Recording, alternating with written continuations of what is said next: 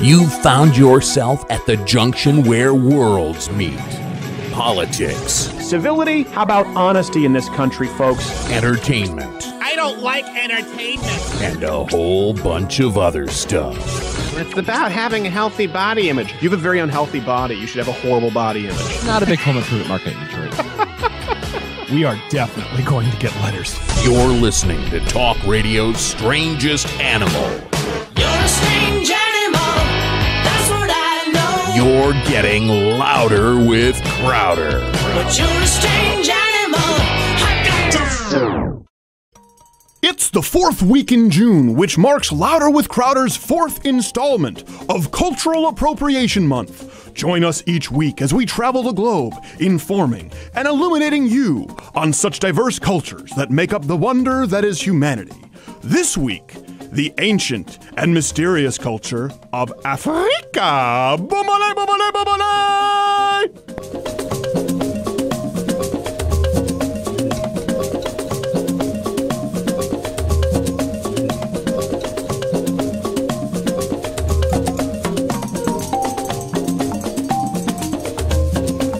Glad to be with you. Oh, that's a cheery little tune.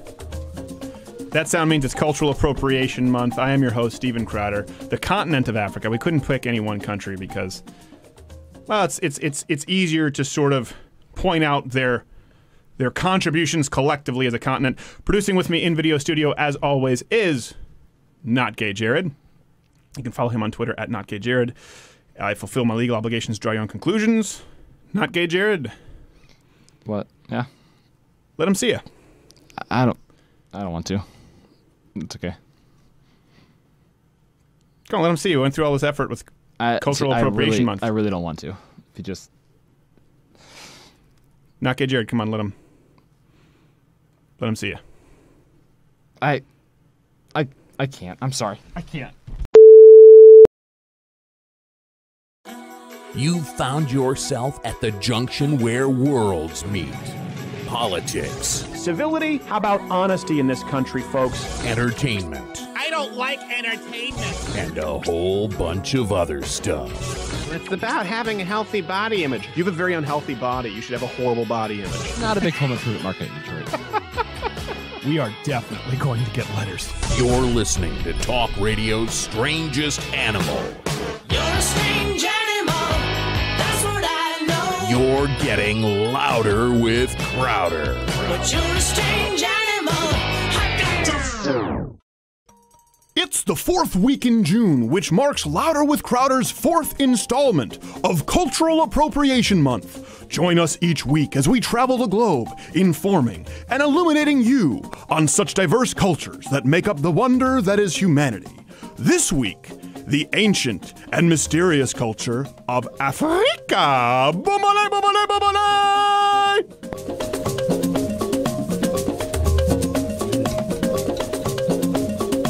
Glad to be with you. Glad to be with you. Gotta take this hat off. That sound means it's the sound of the weekend, and what a jovial song it is. We had a bit of a false start for those watching online. Not Gay Jared got a little bit uncomfortable. I am your host, Stephen Crowder, producing with me in video studio as always. Even the week where we are honoring the great, though simple continent of Africa, on Louder with Crowder. Not Gay Jared. You can follow him on Twitter at Not Gay Jared. I fulfill my legal obligations, draw my own conclusions.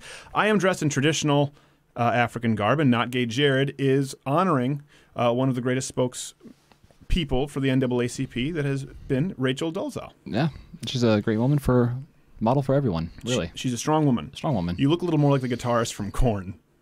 Well, they are looking back. A little indistinguishable. So you can tweet me at @SCrowder or Not Gay Jared at Not Gay Jared. I think Rachel Dolezal was a good move. It was a refreshing change. And this isn't an African hat at all. No, but it looks great. I don't know what this is. It looks great. So we have great guests tonight. We have Andrew Klavan, boom. We have Skagg. Well, his name is Matt Skagg, but I don't know. Yeah, Skagg. Skagg3. Skagg3. Great commentator, up-and-comer on YouTube. We have Matt George from Georgia, an exclusive interview with a man actually, Muslim couple allegedly tried to abduct his child. Mm-hmm. It was a national story for a while. And funny story, his last name is completely coincidental coincidental to the state of Georgia. Coincidental? Coincidental. Coincidental to the fact that he lives in Georgia. I'm not wearing this stupid How hat. crazy is that? Well, it's not that crazy. There are a lot of people with the name not. George. Okay, so a lot happened this week. We're also going to rebut Talk Islam. We are going to give you, we're starting a new segment, top five crappiest myths regarding gun control right now.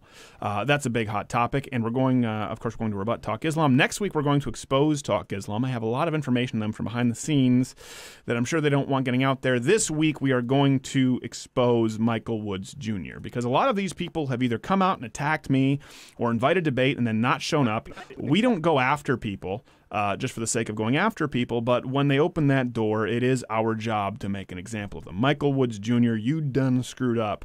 So later in the show, that's going to be a rough one. Right off the bat, obviously, gun control is a hot topic this week. We talked about it quite a bit last week. I'm sure we'll talk about it with our guests.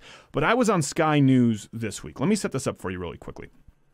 I don't do TV a whole lot. As a matter of fact, I don't do it at all.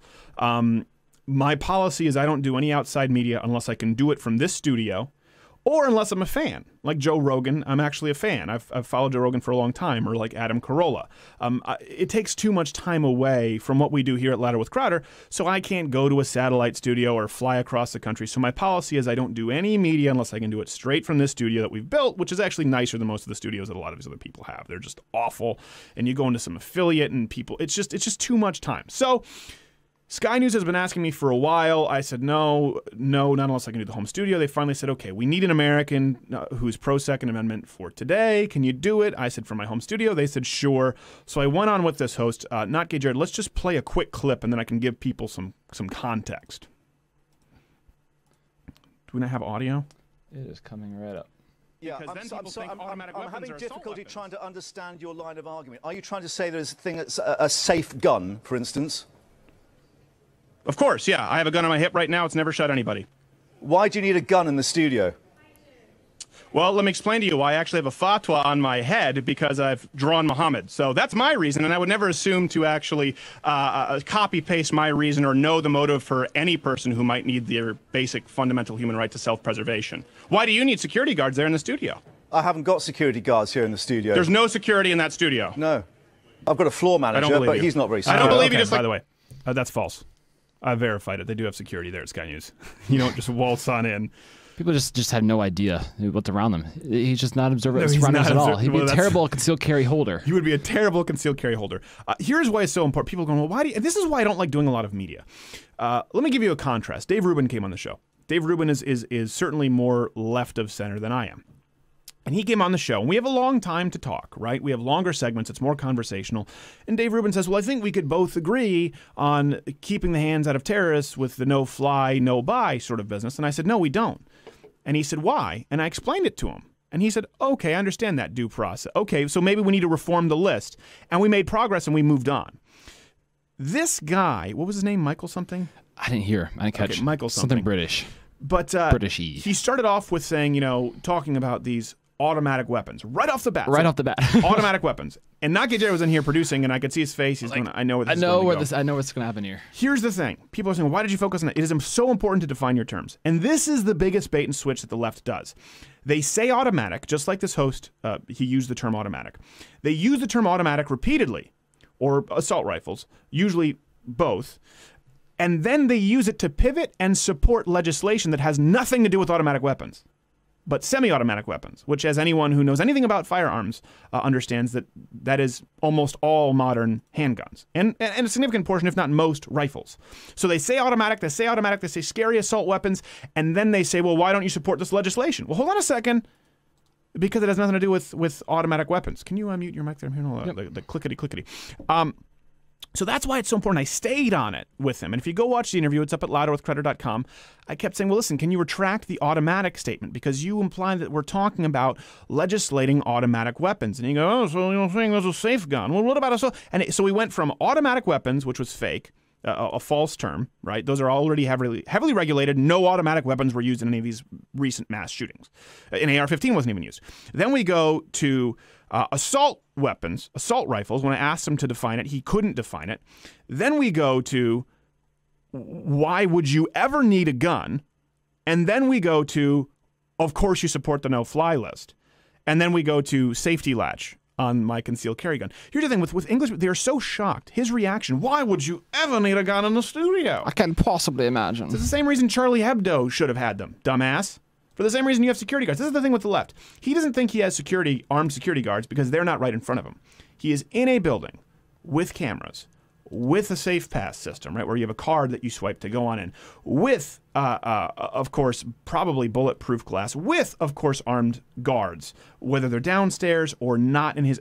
That's the case at I've been to every single news agency there is, except for probably Sky News. I've been to some sort of a BBC affiliate in the States, but Fox News, CNN, MSNBC, I've been to all of those places. PBS, they all have some form of security. But he thinks because he personally doesn't have a firearm, that somehow the rules don't apply to him. Well, here's the thing. Most of us Americans don't have the money or the ability to afford a key card entry system and armed security guards and cameras everywhere and an entire fleet of security so we can say, well, I've never carried a gun. The best thing you have is a firearm. My case, alarm system, dog, firearm. That's what you can do to protect yourself. That is why there is such this is a perfect example of sort of the leftist classism. They hate the middle and lower class, so they try and strip them of arms. And something else, too, that I find unbelievable right now. We talked about this and we tweeted about it, and then other people were tweeting about it. People are so on board with the no-fly list. Mm-hmm. No due process at all. Just government says the headline sounds good, to be fair. The headline sounds great. Headline sounds great. No-fly list. These are the same people who were absolutely outraged that non-American terrorists weren't getting due process in Guantanamo Bay, right? They couldn't fathom it. They were outraged. These terrorists who aren't American citizens deserve the right to a fair trial on American soil. Law-abiding American citizens, let's toss 6 figures of them on a no-fly list. Well, what about due process here? Doesn't matter if they could potentially be dangerous. Have they ever committed a crime? Well, it doesn't matter. So you have the Democrats who are staging a sit-in. This has been going on today. A sit-in literally to strip you of your right to a fair trial and due process. That's what they're doing. They are throwing a fit. These are government officials are throwing a fit because they don't have the ability to remove your fundamental right to protection at will. That's what will happen with the no-fly list. There have been stories of politicians using it against. You have tons. I know. Was it Ted Kennedy? I think Lewis himself. Mm-hmm. There are Fox commentators. Fox commentators, but I know politicians, both Democrats and Republicans, senators and congressmen, who've been put on the list. And people have alluded to the idea that there have been political opposition. They've been doing it to screw with them. Well, can you imagine what they can do to you, a citizen, these politicians? So on its surface, it sounds good, but this is what's so important. They will use the word automatic weapon, assault rifle, which isn't defined, to pivot to push legislation that has nothing to do with those things and would change none of it. And of course, we'll get into the homicide stats, the gun-related violence stats, the overall violent crime rate stats, which we did in the Sky News interview. We can get to that too, but here's the thing. If people think, well, you seem like you're getting, why are you focusing so much on that issue? Because this is what the left does. They repeat automatic weapons. They repeat AR-15. They repeat things that have nothing to do. They repeat just buzzwords, not even facts or statistics. They just repeat buzzwords to drill it into your head so you accept it and then argue on their terms. I am not willing to go on a program and just accept that he says, well, automatic weapons, which is a huge error, monumental error. And if you look at the Twitter response, most people believe that the Orlando shooting was carried out with a machine gun. And they believe that the AR-15 is a machine gun. None of those things are true. No idea. So it's important to note that, and we don't have to do it on this show because things are pretty civil and we have enough time. But on television, they keep it short and they keep it to the buzzwords and they're not honest. And I gave this guy the benefit of the doubt at the beginning of the interview. I thought he was ignorant, but when you refuse to apologize, when you're verifiably false, then I've got to think you're a liar. We'll be back after this. More guns and terrorism or something bad.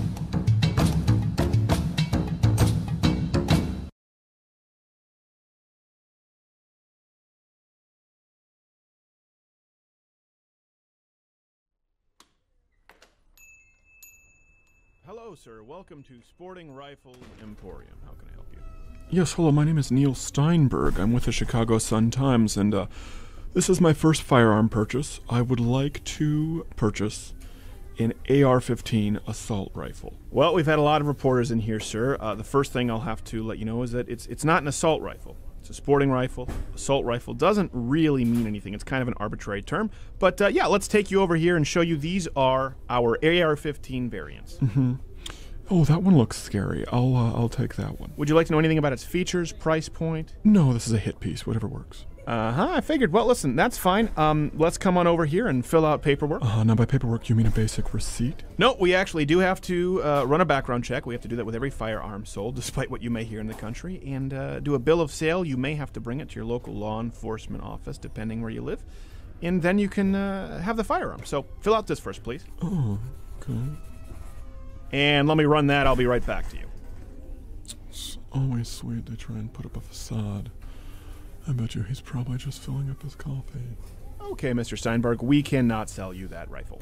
Surprised you don't want a Chicago Sun-Times reporter exposing your dark practice. You shy from the light? No, actually, it's because it says here that you have a history of alcoholism and you beat your wife. You're a wife beater. I don't know how you would... No, we ran a background check. Turns out you're a domestic abuser, so that's a problem. We legally can't sell you the firearm. And on a personal note, I think you're a piece of shit.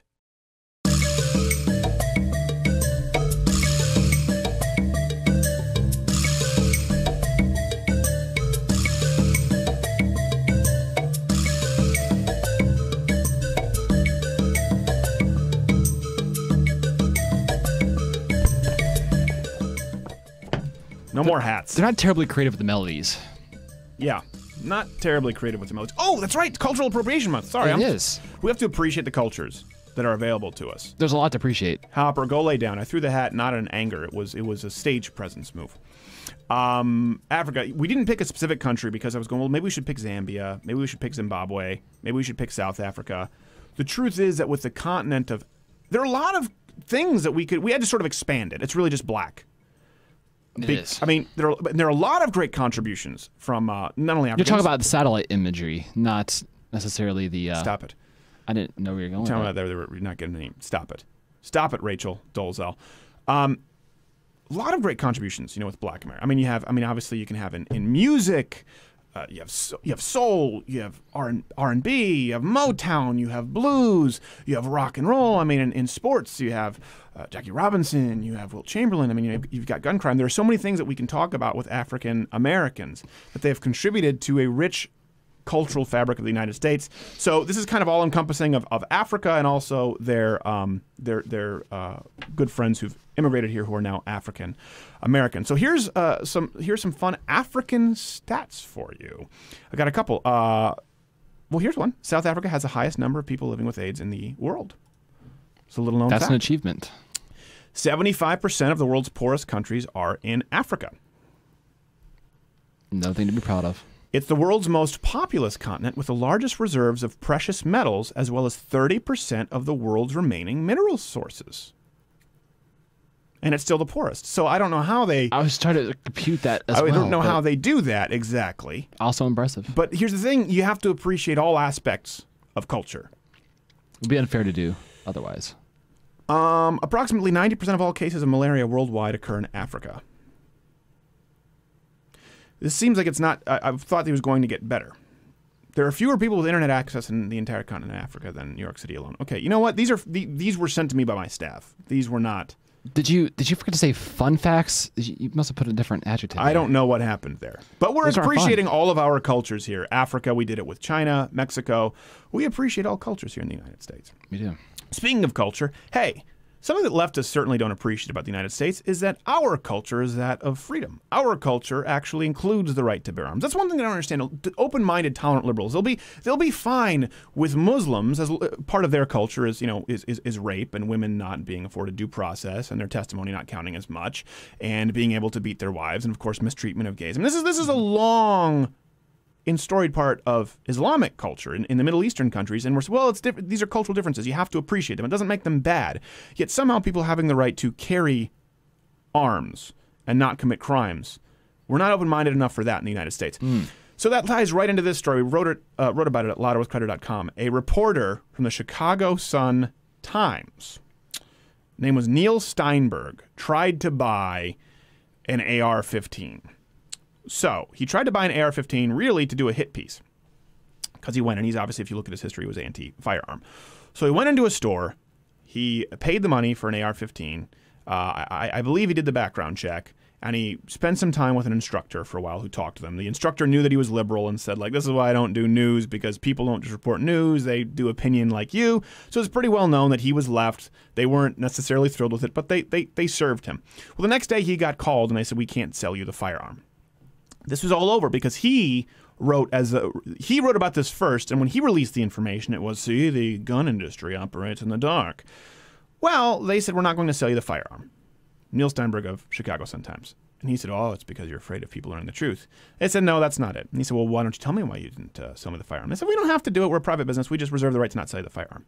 But he pressed, and he slandered them. And so when other people asked this gun shop, they said, well, here's what really happened. We found out he had a history of alcohol abuse as well as spousal abuse. He roughed up his wife.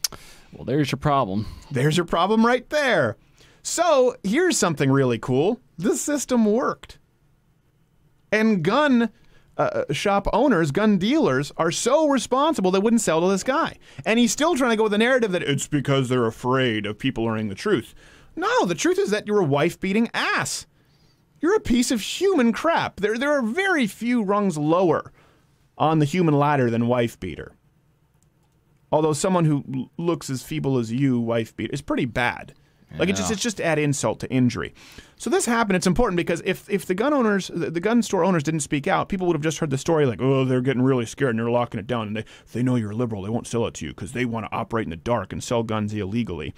I was actually at a gun store one time with my father out of state. And I was looking, there was a firearm that I wanted to buy. And it was on sale. They had a specific sale because they had an overstock.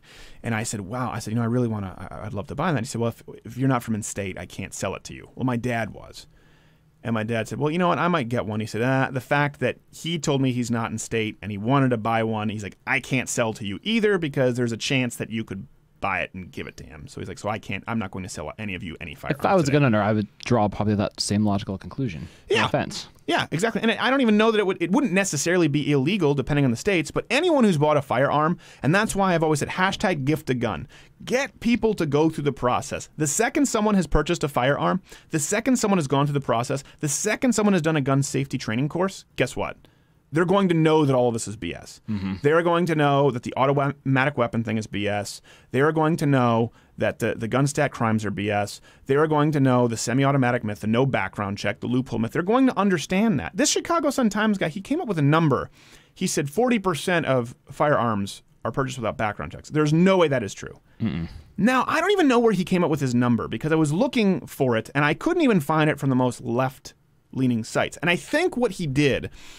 For example, when my grandfather passed, there were a few shotguns and a handgun, maybe a handful of guns, right?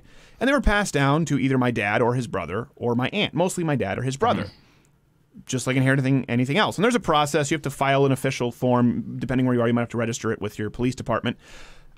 I believe that they're filing those under gun show loophole. From my research, that is what happened. It's really about closer to 10% that go through without a background check because the other 30 that he's accounting for are inheritance. Yeah, so I couldn't find an accurate stat. Yeah. So I don't want to mislead people because I couldn't find it. If you can tweet me at S. Crowder. I'm pretty sure Obama's quoted that has he? Before. I'm pretty sure he has. I didn't want to come out with something because even on the furthest left sites, I couldn't corroborate the 40% are bought without background checks anywhere that seemed like I could comfortably substantiate it. So tweet me at S. Crowder. We're going to have Andrew Klavan next. We're going to come back, talk Islam rebuttals. We've got some really cool stuff on this program. We had to get through this.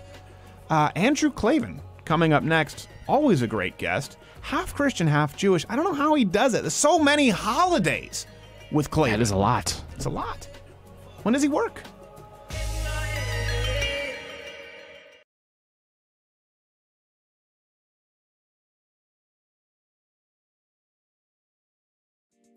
And now for Jimmy Fallon Breaks Character. That's amazing. I'm funny, right? And now back to your programming.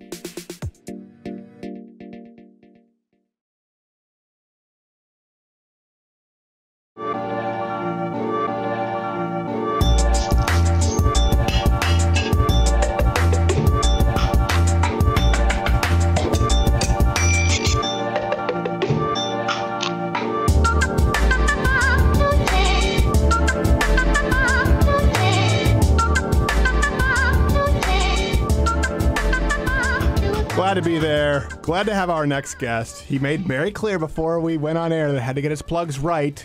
DailyWire.com So demanding. is the site, and his show is The Andrew Klavan Show, which is his name. He's not particularly creative with the titling I'll give him. But Andrew Klavan Show, we always recommend it. Great show, DailyWire.com, great site.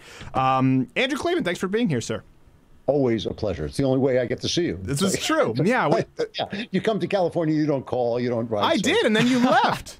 You were, you were like, well, you gave me warning, so I left the state. Yes, exactly. No, I was in California doing a video for PragerU and did the Adam Carolla show, and then Andrew Klavan was there, but he gave me like a window of like, well, if you're here between 11:45 and 11:57, I can find some time. So I actually had made a date for a big lunch, which I went to.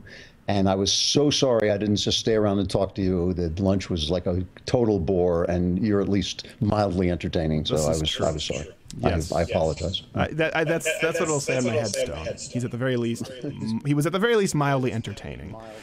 That is what I'm looking forward to. We have a little bit of echo here. Was it not good, Jared, because he doesn't have headphones? Yeah, probably. All right, we'll try and work with this. On headphones? Yeah, put them on live on air, why don't you? It's not like this is syndicated anywhere. Yeah. Nobody's ever seen this happen before. No one's ever seen it. That's the one thing on radio, too. It's so silly where people are like, we can't do this. We can't let this happen. We have to retake. It's like, we don't get to retake this. This is what's happening. This is what's happening. This is the show. This is the show. Sorry, you expected something better. And truthfully, of course, we blame it on Andrew Klavan. Of course. But there we go. He's got headphones. So, because you can take it. Okay, all right. It's been fixed. Is there a microphone on that headphone, though? I've got a mic. No, I've got a microphone. Okay, good. That way we don't have to change anything. Okay, so Andrew Klavan, we were talking about this. Islam, we talk about that a lot. We've been doing it for years. At what point is it okay to just say, you know what, some religions really suck and some cultures really suck, and the ones who kill 49 gays in a nightclub, why are we somehow talking about an AR-15 rifle that wasn't even used in this attack? How quickly did this happen? I blame your state. It's an amazing thing. Well, my state, yeah. When there is an earthquake and my state floats into the water and sinks, the entire country will be better off. I'm just hoping I'll be in Texas at the time. But that's the hope. Suddenly on the left, ideas stop mattering. You know, David Brooks, the New York Times knucklehead, the guy's on their op-ed page. Yeah. He said, there's not terrorism because Muhammad came down and there's a religion called Islam. As if like the formative idea, the idea that shapes a culture suddenly has no effect whatsoever. It's like everything we think, everything we believe has to do with Christianity. Every single thing, whether if you're for gay marriage, it's because you believe in the Christian judge not. If you're against it, it's because you believe in the Christian shall not. If you think that gay people should be killed, you're completely an outlier in American society because nobody believes that. Nobody on either side thinks that that's fine. But if you're a Muslim, they sit around and they talk about like executing gays as if it were like, kind of a positive thing for the gay person. Like I saw this guy. This is true. I saw this guy. He was saying, of Islamic death. Must do this out of compassion for them. We put them to death, and that is compassionate. And you think like, yeah, can I just like creep up behind you and clap my hands over your ears real fast and see if your head explodes? Because, yes. Well, that would be the compassionate thing to do. Yeah, like old Yeller. It's an entirely different way of looking at the world. And I'm not saying that millions and millions of Muslims aren't great people. That has nothing to do with it. It has to do with the fact that ideas shape a culture over the centuries. And if you look at Muslim countries, they're very different than ours in ways that maybe aren't so good. Yeah, well, you don't even need to look at Islamic countries. You can just look at Muhammad right away. And there you go. There's your starting point. Horrible human being, a terrorist. Period. There's no way around it. And then you can look at even wherever Muslims gain any sort of power in non-Islamic countries, like the UK, like you see in Sweden, right? Anywhere in the United States, they're such a minority, and we have such a system of checks and balances. They haven't been able to get to be as unfettered as they are in the UK. But in the UK, 100% of Muslims think homosexuality is unacceptable. Well, what does Islam teach you do with an unacceptable sin? You kill people for it. So you have to kind of read between the lines. But even moderate Muslims in newer countries, westernized countries, are still very much a problem. And I think a lot of people are becoming okay with saying that now. There's the rubber band effect where the media in Hollywood hasn't realized that most Americans are tired of it. Well, I think that what they're doing is really interesting when they released this week the transcripts of the Orlando shooter, right? And they redacted every reference to ISIS, every reference to Islam. And then they were forced, because it was so ridiculous, it was like playing Mad Libs, you know, you could easily put back the blanks. It was so easy to fill in blanks. It made you think of it twice, you know. Imagine playing Cranium in a turban. Okay, what is it? What, is it the bomb? It's always the bomb! I'm sorry, that's redacted. It's redacted. But you know, it was almost as if, and when I say almost as if, I'm being ironic, because it was truly as if they were saying to you, it's not that you don't know it's there, but you shouldn't know. You're wrong to know. You should lie. You know, the right thing to do, the moral thing, the virtuous thing, is to lie. And I think that's what's driving people crazy. When you look at these kids on college campuses and they riot if somebody comes on and talks to them and says ideas they don't believe in, or they just go crazy if somebody says anything that is out of their wheelhouse. That's induced mental illness. That's a mental illness. That is people telling you that it's right to lie. And so when somebody comes along and tells something that looks like the truth, they're doing an evil act. You're watching evil right in front of you, unfold right in front of you, just somebody telling the truth. It's true. They are committing an evil act. And on campus, of course, we can talk about the hypocrisy, rape culture on campus. And then they entirely ignore what happens in Islam. You know, just as far as like rape culture on campus, I have a different finisher for my act when I perform in colleges. I just slap my Johnson right on the stage. And I just let it ride.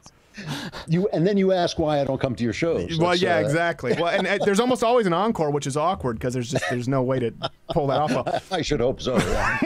Well, it's no, it is true. It's a good point to make. It is induced. I wouldn't say it's induced. I think as an author, you're using very clever wordplay, but it's not induced mental illness if they know it's a lie. They're simply continuing the propagandist cycle. Well, the mental illness is the idea that the lie to lie is virtuous. Okay. That somehow you're going to change the world for the better by describing it as it's not. You know, so that like if there was a story out of Cologne, Germany. I think it was Cologne. It was definitely Germany. The music festival where they got groped and raped.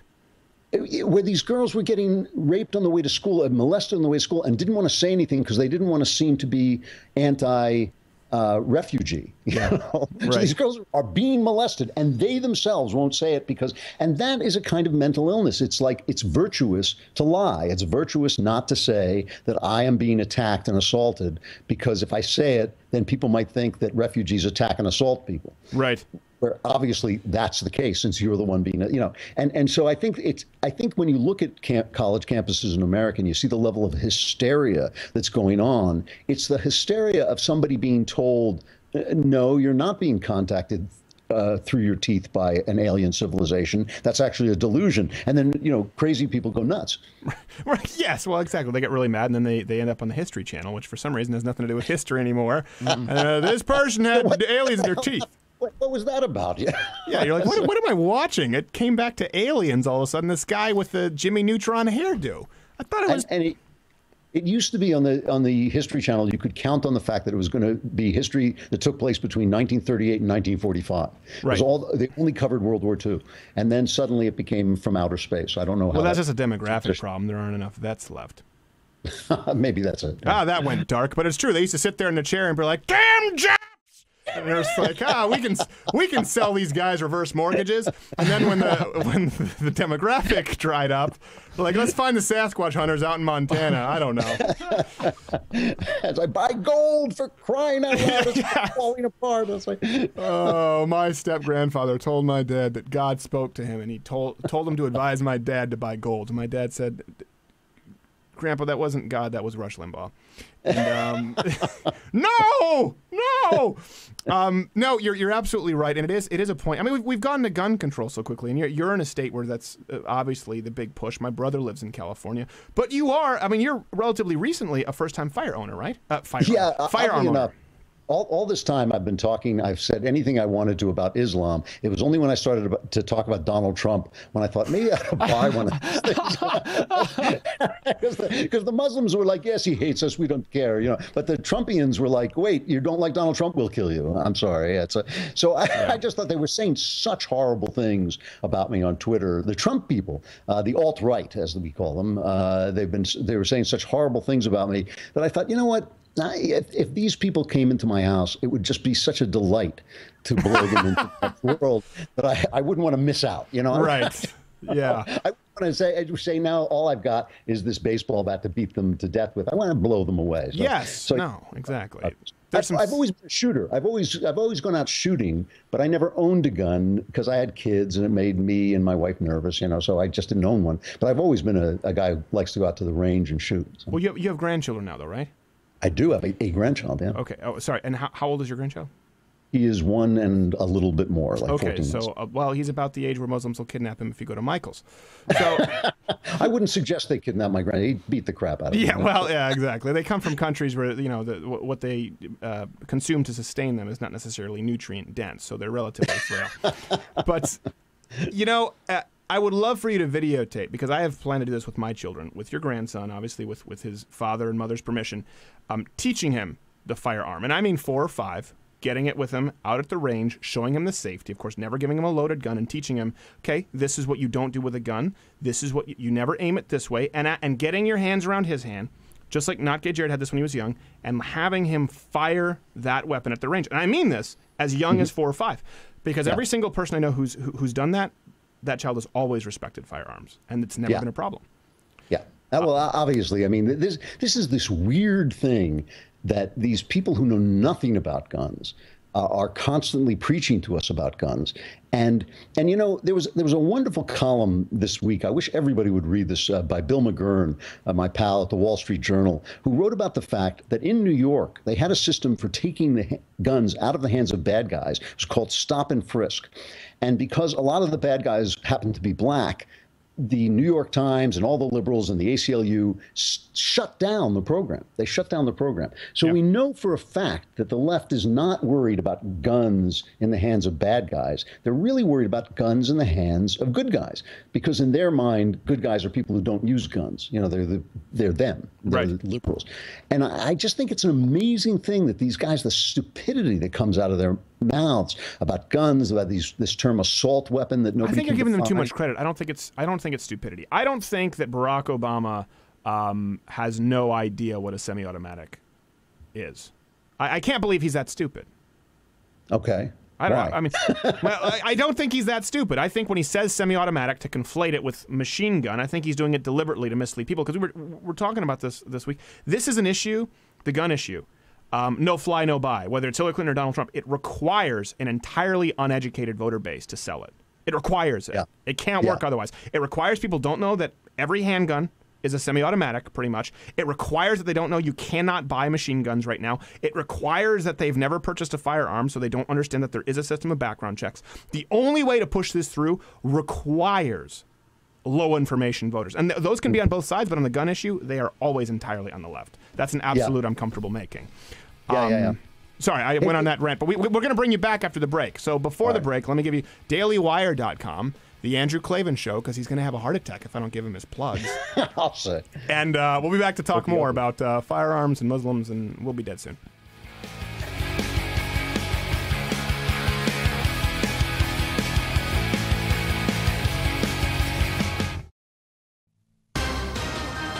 Whoa, Jared, what are you doing? Shoot bad guys. With what? My AR-15. Where'd you get it? AR-15.com. Oh, there's another one. Kaboom! You got him. Yeah. Thank God for AR-15.com. They have AR-15 and accessories for sale and the best advice there is on the web. Oh, no, there's another one. Kaboom! You got him. Yeah. With your what? AR-15. From where? AR-15.com. That's the best place to go, and that's the takeaway, because this commercial's about to stop.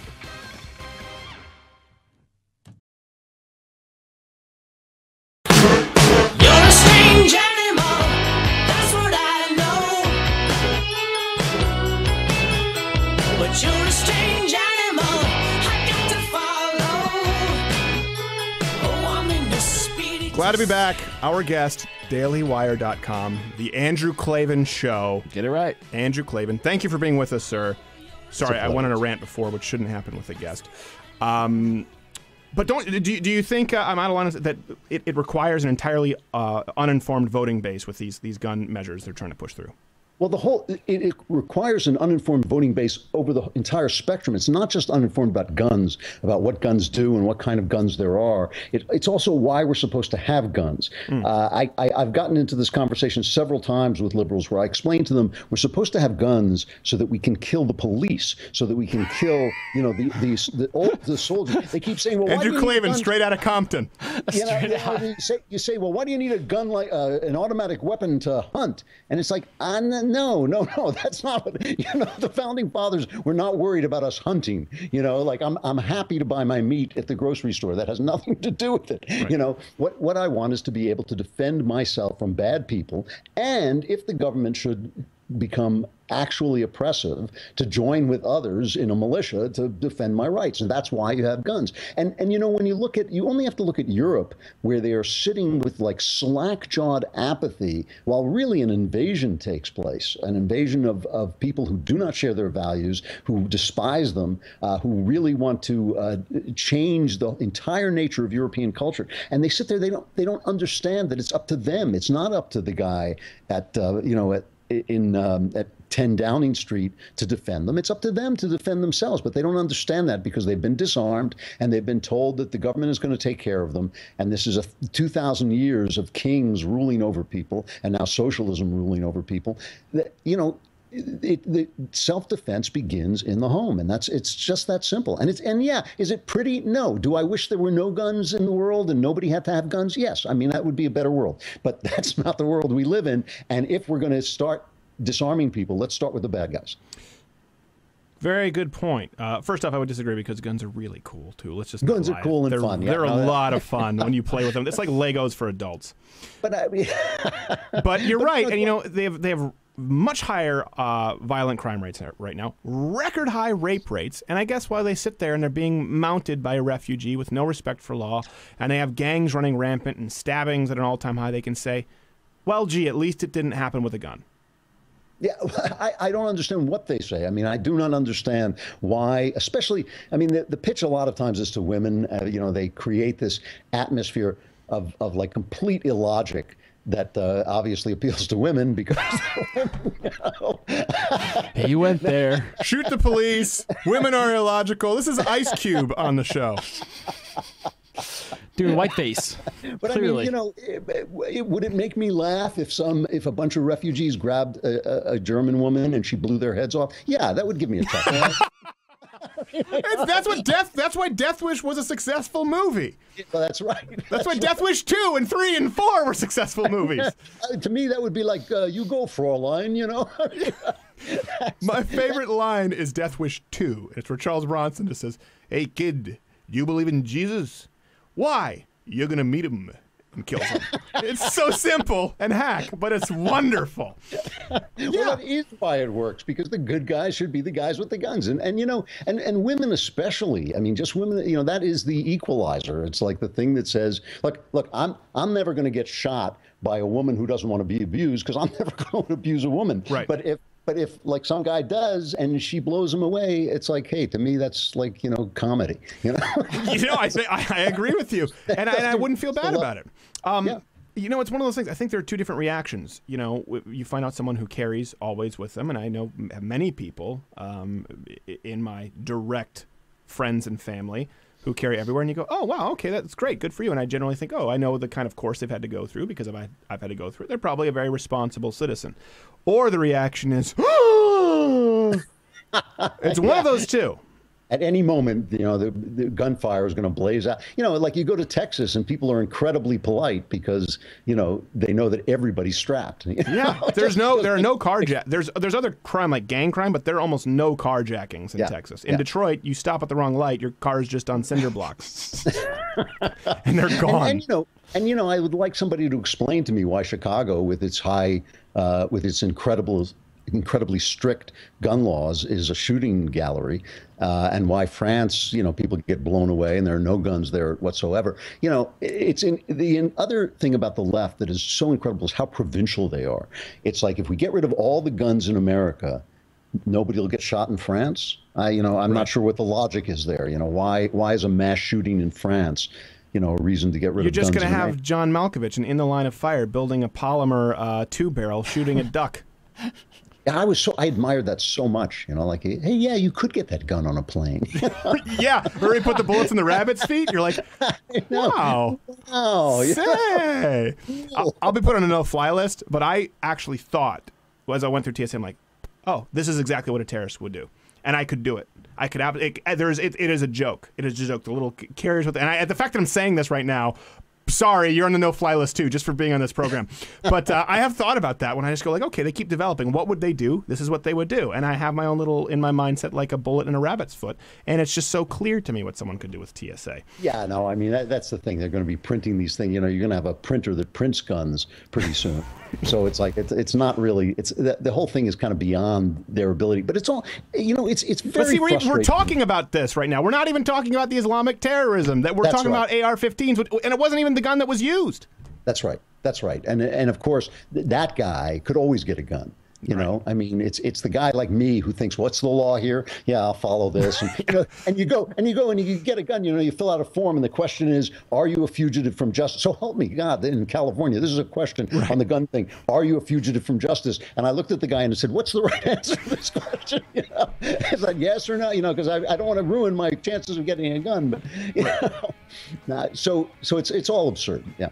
Right. Well, exactly. And the thing is, what the left wants is if you have to check, are you on any medication? Well, I take Xanax for jet lag. Bah, you lose your fundamental human rights, Second Amendment. It's gone. Right. I mean, literally, it could go that far. Andrew Klavan, you give your last plug before we go to the break. People can find you where? Come on, it's at dailywire.com. Listen to my podcast. It's incredibly hilarious. Of course I know, but I was saying it, so I wanted to give you the chance, and you just gave a worse plug. I bet you're going to get negative traffic. People are going to leave.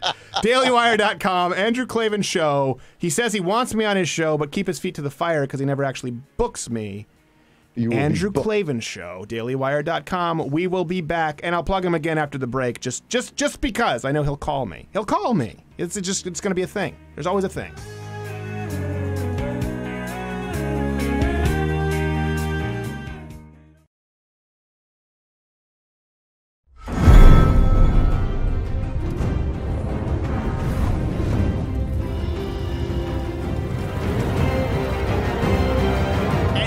Episode 348 of the Game of Thrones Fandom Podcast. This week we're recapping Season 6, the last episode, The Battle of the Bastards. Eugene, did you watch this week's episode? Yeah, I personally thought that the writing has been taking a turn to subpar content and found myself grossly disappointed.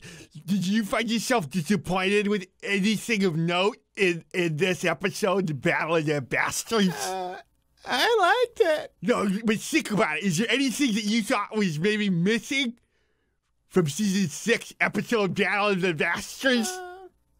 I thought it was pretty good. Damn it, you see, there were no boobs and butts in this episode. That's why I didn't even know if I was watching Game of Thrones anymore. And we have anything to talk about on the podcast. Let's just boobs and butts.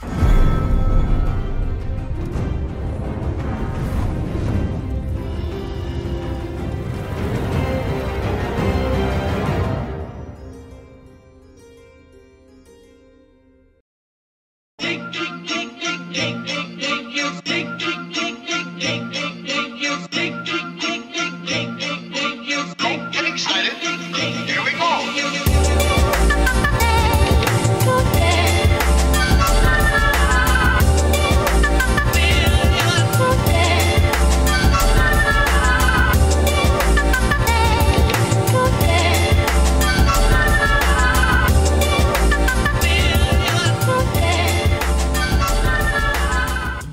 Glad to be back.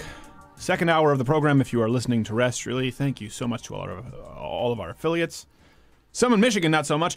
I am your host, Steven Crowder. Producing with me in video studio, as always, is Not Gay Jared. You can follow me on Twitter at @SCrowder. You can follow him at Not Gay Jared. I fulfill my legal obligations. Draw your own conclusions. We good? We're good. I'm a little disappointed you never reciprocate my tossing. You're dancing. There's no crap. cohesion to the dance. Well, it's dig, dig, dig, and then I'm clearly digging crap and flinging at you, You're and you're always not digging catching for it. crap. You're not catching it. I'm sorry. We'll do it. We'll do it next We'll have time. to fix it next time. We'll have to fix it next We'll time. do it live. We'll do it live. Oh my gosh. I love, this is one thing we were talking about cable news and stuff earlier. Sky, all of that. I love that I'm so free from any of those shackles. I can't stand Bill O'Reilly. I could never stand Bill O'Reilly. I could never say it when I was on Fox News because you're not supposed to say it, although almost everyone who works there. The guy is an ass of epic proportions. And it's like now if someone goes like, I know someone who I know who's watching the show will probably go tell him because I've spent some time with him, not a lot, like in a room with him. And if Bill O'Reilly called me up right now, I'd be like, are you one of the folks who called me and asked? Yes! Yes! Yes! Bill O'Reilly, I think you're a dick. We good? Click. Well, he'd probably try and have phone sex with me. They buried that scandal really quickly. I didn't know if you're going to go there or not. And then do you remember it? I do remember that. They buried that so fast over there because he was he's not really a conservative, he's a populist, Mr. Conservative looking out for the folks. And if you run a search on Bill O'Reilly phone sex scandal, I don't know if the transcripts are out there. I don't know if we were privy to more, but it was so much worse than most people knew. Anyway. Do I need to set this up? Do we have a clip first before I go? Okay, hold on. Let me set this up. Okay. So it's no secret that we've done a lot of work on Islam here at Louder with Crowder. And the biggest YouTube Islamic channel, I've actually done a lot of research, some really interesting affiliations with this channel and group or organization. We'll get into that next week. You asked for it. TalkIslam. They've gone out of their way to issue rebuttals to my videos exposing Islam, and so here we are in sort of a never-ending battle of, well, I guess kind of wits. Here's one of their more famous videos, to which I will issue a rebuttal. I think everything you need to know about Islam we can cover in this segment. Not Gay Jared, roll the clip, please. That has nothing to do with my prophet.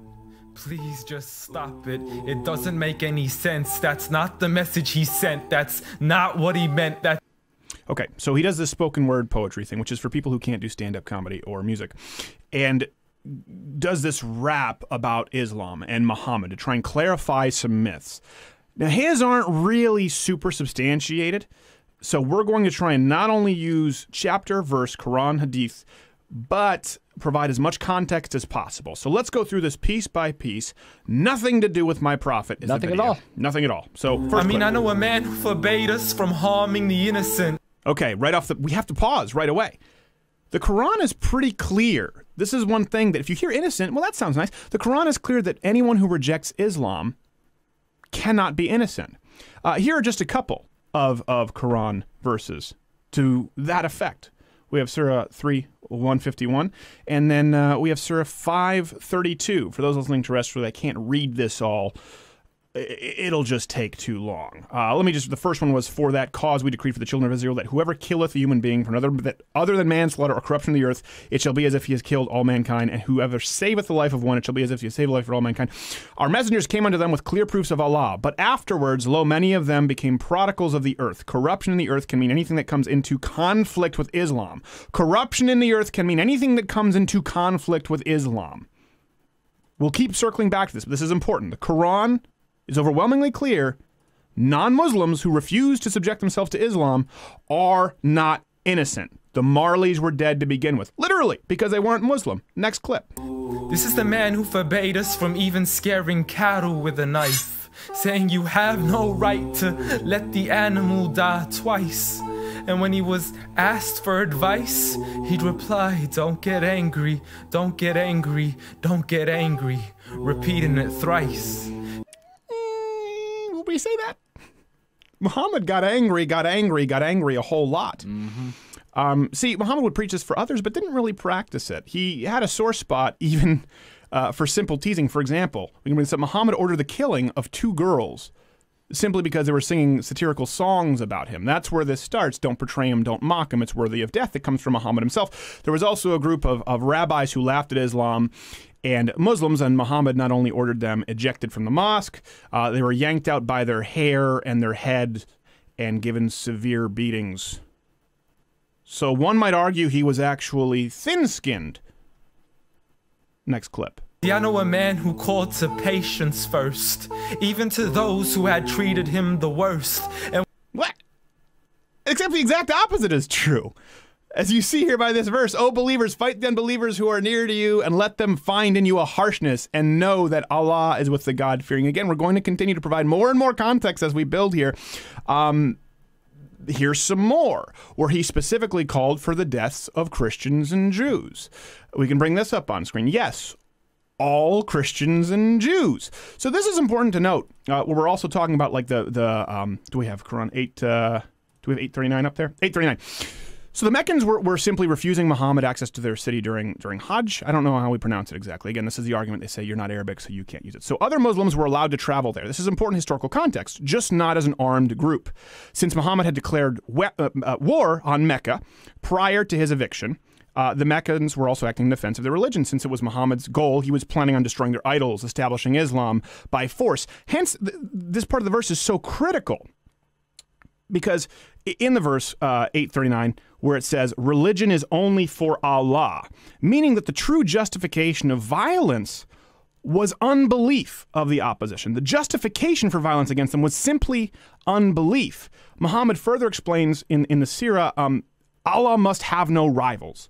So again, we're coming back to there is no innocent non-Muslim, particularly if you resist Islam. Not just being non-Muslim, but if you say, you know what, no, I'm not, I'm going to be a Buddhist, I'm going to be Christian, that is evil, you cannot be innocent. So we need to drill this into you so you understand it. More and more context. Next clip. Sake, and he never responded to evil with evil, but rather he pardoned and forgave. Except that's not true at all. There's only forgiveness for those who do not convert. I realized I missed one of those clips. There's only forgiveness for those who convert to Islam.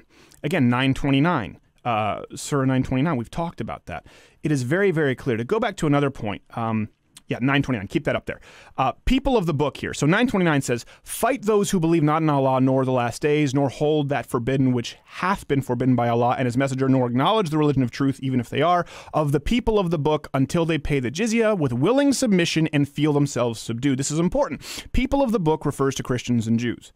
According to this verse, again, context, they are to be violently subjugated. With the sole justification, as you can see in this verse, context, the only justification needed is their religious status.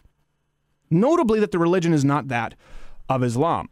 So in verse 933, I don't think we have this up, it tells Muslims that Allah has charted them to make Islam superior over all other religions. Now, here's what's important. Abrogation is something you need to understand with the Quran. So we've talked about this context. He says some nice things early on. He got increasingly mad, and he became increasingly violent. And it's clear in the Quran, Muslims are taught, if Muhammad says something later on in his life that contradicts an earlier teaching, it supersedes it. That's abrogation.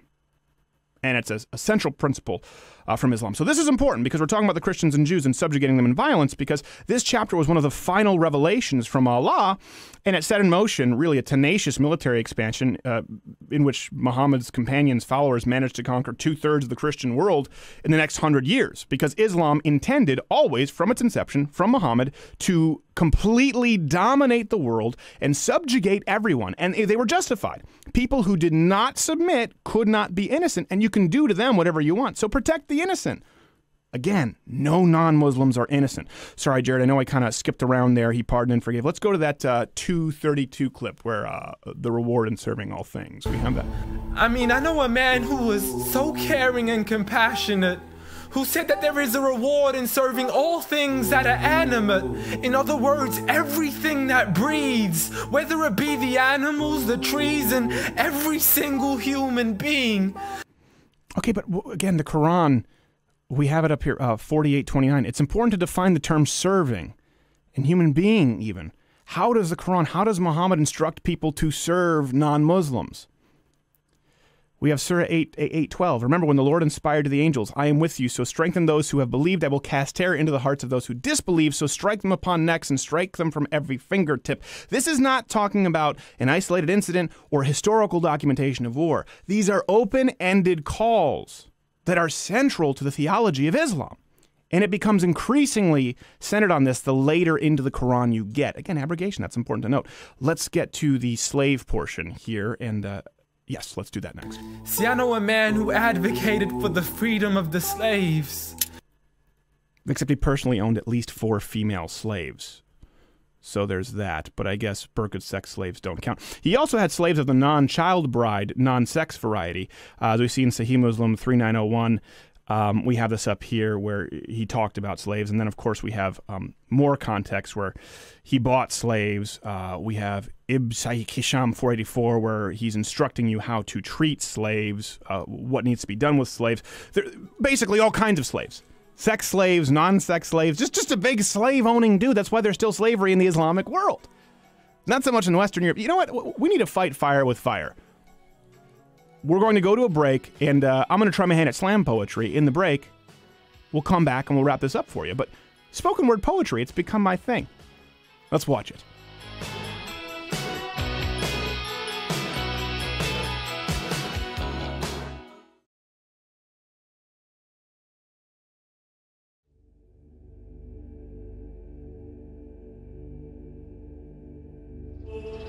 Maybe the reason these people act in his name is because, unlike I say, terrorists and Muhammad are one and the same. See, maybe the reason for pipe bombs and suicide vests is to fulfill the teachings of Muhammad, just like the rest. See, the technology wasn't good back then. It took a while to get there. Like this fringy pubic hair beard that looks like my back hair. Pause. See, new camera angle for dramatic effect. This propaganda needs style, or else I'll get wrecked. Maybe the reason so many Muslims hate Christians and Jews is because Muhammad himself said they're worth less than you. See, I paint a man who spoke against slavery and lived life so serene. But Muhammad had more sex slaves and sex dungeons than the late Charlie Sheen. Oh wait, he's still alive? But I thought he had AIDS. That's not a big deal now. I guess my mistake. Muhammad made clear that no non-Muslims are innocent. So your choice is convert, pay the tax, or die. Isn't that magnificent? See, no forgiveness for those who rejected his teachings, which, by the way, changed all the time. Oh, what's this I'm reading? It's true, Muhammad started off peaceful, but got increasingly angry. But you need to learn about abrogation to understand the insanity. See, what that means is what Muhammad taught later has to supersede all the previous Islamic teachings, which then cease to be. When you take Muhammad's teachings and life as a whole, his story is clear. He was a wife-beating, pedophile, serial-killing bigot who was really just an overall piece of shit.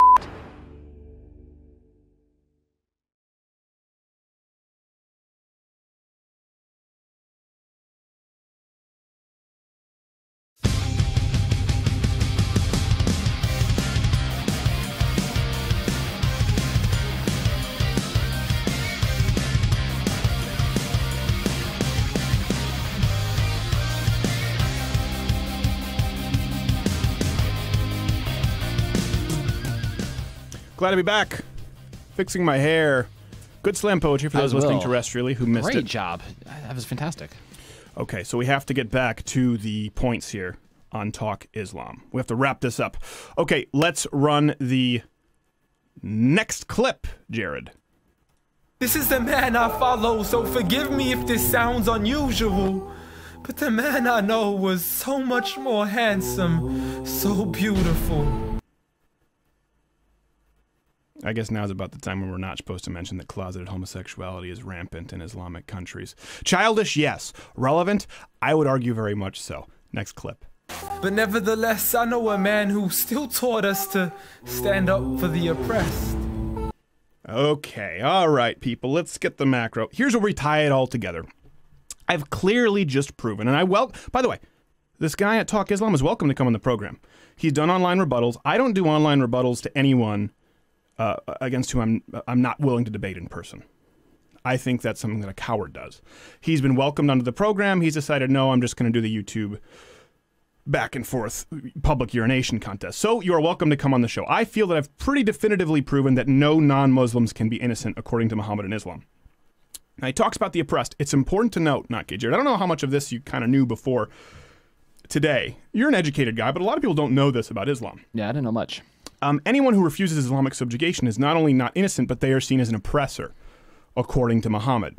Yes, even you watching, Mr. Tolerant, liberal atheist who thinks that you are appreciative of Islamic culture. I have an Islamic, I don't have it up here, but they talk about how the 30th sin, which is mentioned as one of the greater sins, is not helping the oppressed people. To defend the oppressed is to ward off evil, according to Islam. And not performing such a task is considered shirking a great duty, which Allah has made incumbent upon Muslims. So, anyone who is engaged in evil is an oppressor, okay? According to Islam. Anything non-Muslim or against Islam is evil. Ergo, anybody who fights for the freedom to engage in evil is an oppressor. And they can be put to death. That's the thing. Fight against oppressors, kill them. Don't hurt innocents. If you're not Muslim, you can't be innocent. If you refuse Islam, you are an oppressor. And Muhammad made it clear that they are justified in killing you. Do all Muslims follow this? No. Did Muhammad teach this? Absolutely. That's what he taught. That's how he lived his life. That's what's so important to know about Muhammad. Chapter and verse, all here. We'll have all of the references at louderwithcrowder.com. Here's the thing with Islam, too. It's sort of like the Second Amendment. We've talked about this. When taken very literally, it seems bad. I mean, kill all non-believers, but context matters. I understand that, right? You can take verses in the Bible where talking about specific instances of war, regulations for battle during that time. I get that. I understand that that's not necessarily fair to do. But here's the thing with Islam. On its surface, it's bad. When taken within context, however, it gets even worse. So you talk Islam painted, well, it's propaganda. They painted a picture of a man who demanded peace, humane treatment of the innocent, of animals, fought against slavery. Loved the trees. Loved the trees. Big fan of the trees. Big fan of the foliage, and protected the oppressors. The reality is that Muhammad was a sex slave-owning, wife-beating pedophile who made it expressly clear that all non-Muslims, by definition, cannot be innocent, and that all non-Muslims who refuse to subject themselves to Islam are, by definition, oppressors, who were ordered by Muhammad to be fought and killed. Read the Quran if you're listening to this.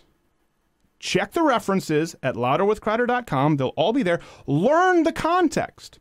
So learn the verses and read beyond the verses. Learn the context. Fact check me, please, and prove me where I'm wrong.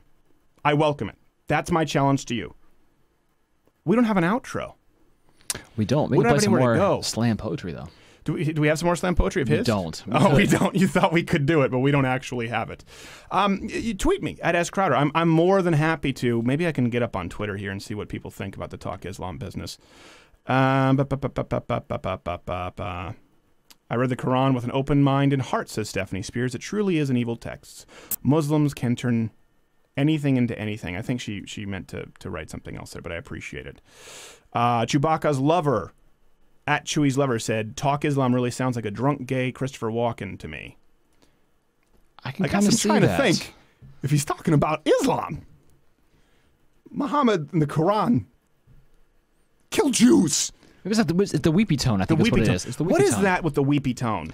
Is that kind of Macklemore? Is he the one? No, I don't see him doing it too much. What's funny is very Talk much Islam. It's popular with this style of music and this style of don't call it music. I'm ashamed. I love hip hop. That's not how. Well, he's against music. He's part of the school of thought with Islam where they think music is bad and evil. Yeah. So they've tricked God by putting a musical background, but he's just doing spoken word, so it's technically not music. See, because God doesn't pick up on bass tones. No, he doesn't. That's clever. It's clever. I never thought about that. God can be easy to trick. He is that. He may be omnipresent, but he's easy. He's not really up to date on the electric beats, on the technology with music creation. So what do you say? S. Crowder just called Muhammad a piece of blank. I'm glad this guy concealed carries, or I'd be worried for his safety. You know, here's one thing, and people have asked us if we would sell that Muhammad shirt from the Bob Ross painting. If people want that and you'll wear it, we'll sell it. We're going to create the store. Here's the thing. Here's why we do this, okay? And if you just look at that segment we just did, is it offensive? Sure. but it is remarkably researched. And I'm a comedian. Like I said, my aim there's fact check me, prove me wrong. I'm open to it. I want to be proven wrong. Let me give you an idea as to where I was wrong. Patriot Act. Now, I was too young to really have a vote at that point, but I've talked about this on the show. I willfully admit, now, in spirit, was I less worried of George W. Bush using the Patriot Act for abuse than Barack Obama? Yes. And it has been abused grossly. Now, I was young. I was in my teens, and I thought, well, you know what? Everyone supported the Patriot Act after 9/11. I've talked about this. It's not a principle change. It was, as a young person, I didn't think of someone like Barack Obama. Most people supported the war after exactly. 9/11. And you thought we had to. I didn't see Barack Obama coming. And I've learned from that. I am willing to say, hey, here's where I was wrong. Here's why I was wrong. The reason we do this with Islam and the Quran and drawing Muhammad is so hopefully more of you do, because they can't catch us all.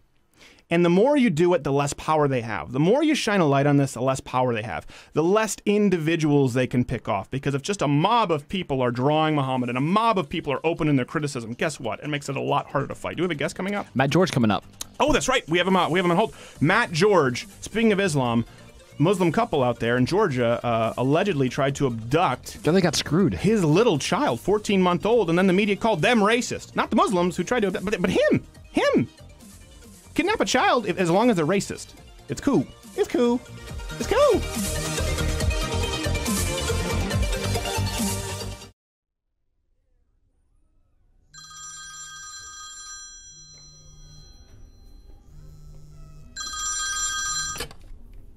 Rifles and Accessories Warehouse. Hi, this is Neil Steinberg of the Chicago Sun-Times, and I was just calling to see if I could come on in there and, for a story that I'm doing, purchase a machine gun.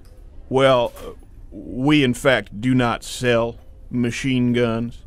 You will be hard-pressed to find anybody who can. Any semi-automatic variant will do. I thought you said you were looking to procure a machine gun.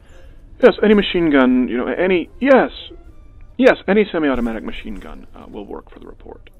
Well, you're discussing two different things. There are fully automatic machine guns, and there are semi-automatic, both rifles and pistols.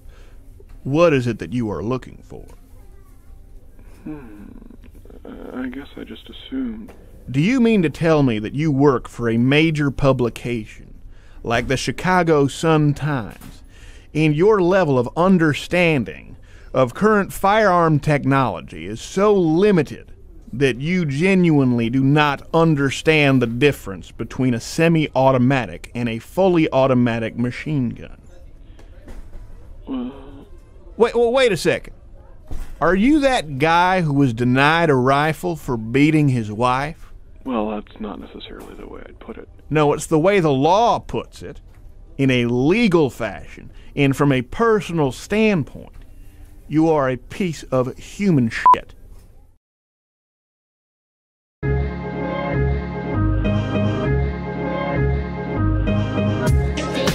Wake up, birds fly. Reach the wizard. Birds fly. Wake up, Reach the wizard. Glad to be back. Pogo bump. Always great. Pogo. We Always love the fantastic. Pogo. So let me set this up for our next guest, because this is something that it was a story we've talked about. I think we've written about it at louderwithcrowder.com. Not Gay Jared was on top of it. This happened in Georgia. It was on the news. Couple was at a Michael's hobby shop, for those of you who don't know, and Islamic woman basically, when the mother looked away, and I'll have the man explain it for us in a second, lifted the child, tried to take the child out of the cart, tried to unbuckle the child, and they went to the police, and then next thing you know, it's a whole news story, and people thought they were being Islamophobic. I'm not entirely sure. But the man is here, the husband, Michael George. Hit us with it. Someone tried to steal your kid? Matt George at Michael's. Yeah, Matt George at Michael's. What did I say? Michael George. It's Michael confusing because there's a Michael and George Matt in the Michael, story. Michael George, Matt George from Michael's. Someone tried to yank your toddler. Yeah, I get that a lot. Anyway, the Michael Jordan thing. Okay. Yeah, no, it was pretty scary. It happened like you said. I mean, it was my wife was in line, and we have identical twins. Right. And we're used to people coming up to them all the time. Sure. In fact, I tell people, if you ever want to know what it's like to be famous, we also have Great Danes. So if you ever want to know what it's like to be famous, just buy a Great Dane, go for a walk. So we're used to people coming up to us. That's an important point, because that sets the tone where it's not like this is something out of the ordinary, people coming up, commenting or wanting to look at your little ones. Yeah, absolutely. And in fact, that was like, when we became pregnant with the twins, my first question was, well, at least are they identical? That way we could have, a circus sideshow aspect to the whole thing. And, right. As opposed to just having two babies at the same time, which don't really count. You can have them do the same sport, so they have double the recovery. They cut the recovery time in half. I get it. Okay, so I had the story relatively accurate. Just kind of give us a recap, because we don't have a ton of time, and then I want to get to your reaction. Okay, so real quickly, what happened was she was in line. There were a couple of girls behind her who were also identical twins. Or I'm sorry, they were just regular twins. Okay. In their 20s, and they said, "Oh my God, you have twins? We're twins." So my wife turns and starts to talk to her. Now she's wearing one of our kids on her, and she has the other one strapped in. Mm-hmm. These boys are 14 months old. One of them was sick, and that's why she was wearing him. Okay. And so she notices something going on behind her. She turns to see a woman hunched over, and she's lifting up our son Briggs out of the cart. And what happened was the woman was startled because our son was strapped in. And when she noticed that he was strapped in, actually what happened was my wife noticed what was going on, put her hand up and said, "What are you doing?" And the woman, at that moment, put the boy down, goes to unbuckle him, and try to pick him up again. And that was the moment that my wife was like, "Yo, stop!" And she yelled. And she had, at that point, the male companion who was with her turned around, looked at her, and said something in Arabic. We don't know what it was. Could have been Farsi. Stop being racist. Continue. Exactly. I know. I've already been accused of that 3 times. Yes. But so she turns around. The woman turns around, not having once looked at my wife, not once. And so she turns around and goes to the checkout counter. My wife turns to the girls and says, "That was really weird, wasn't it? That wasn't just me."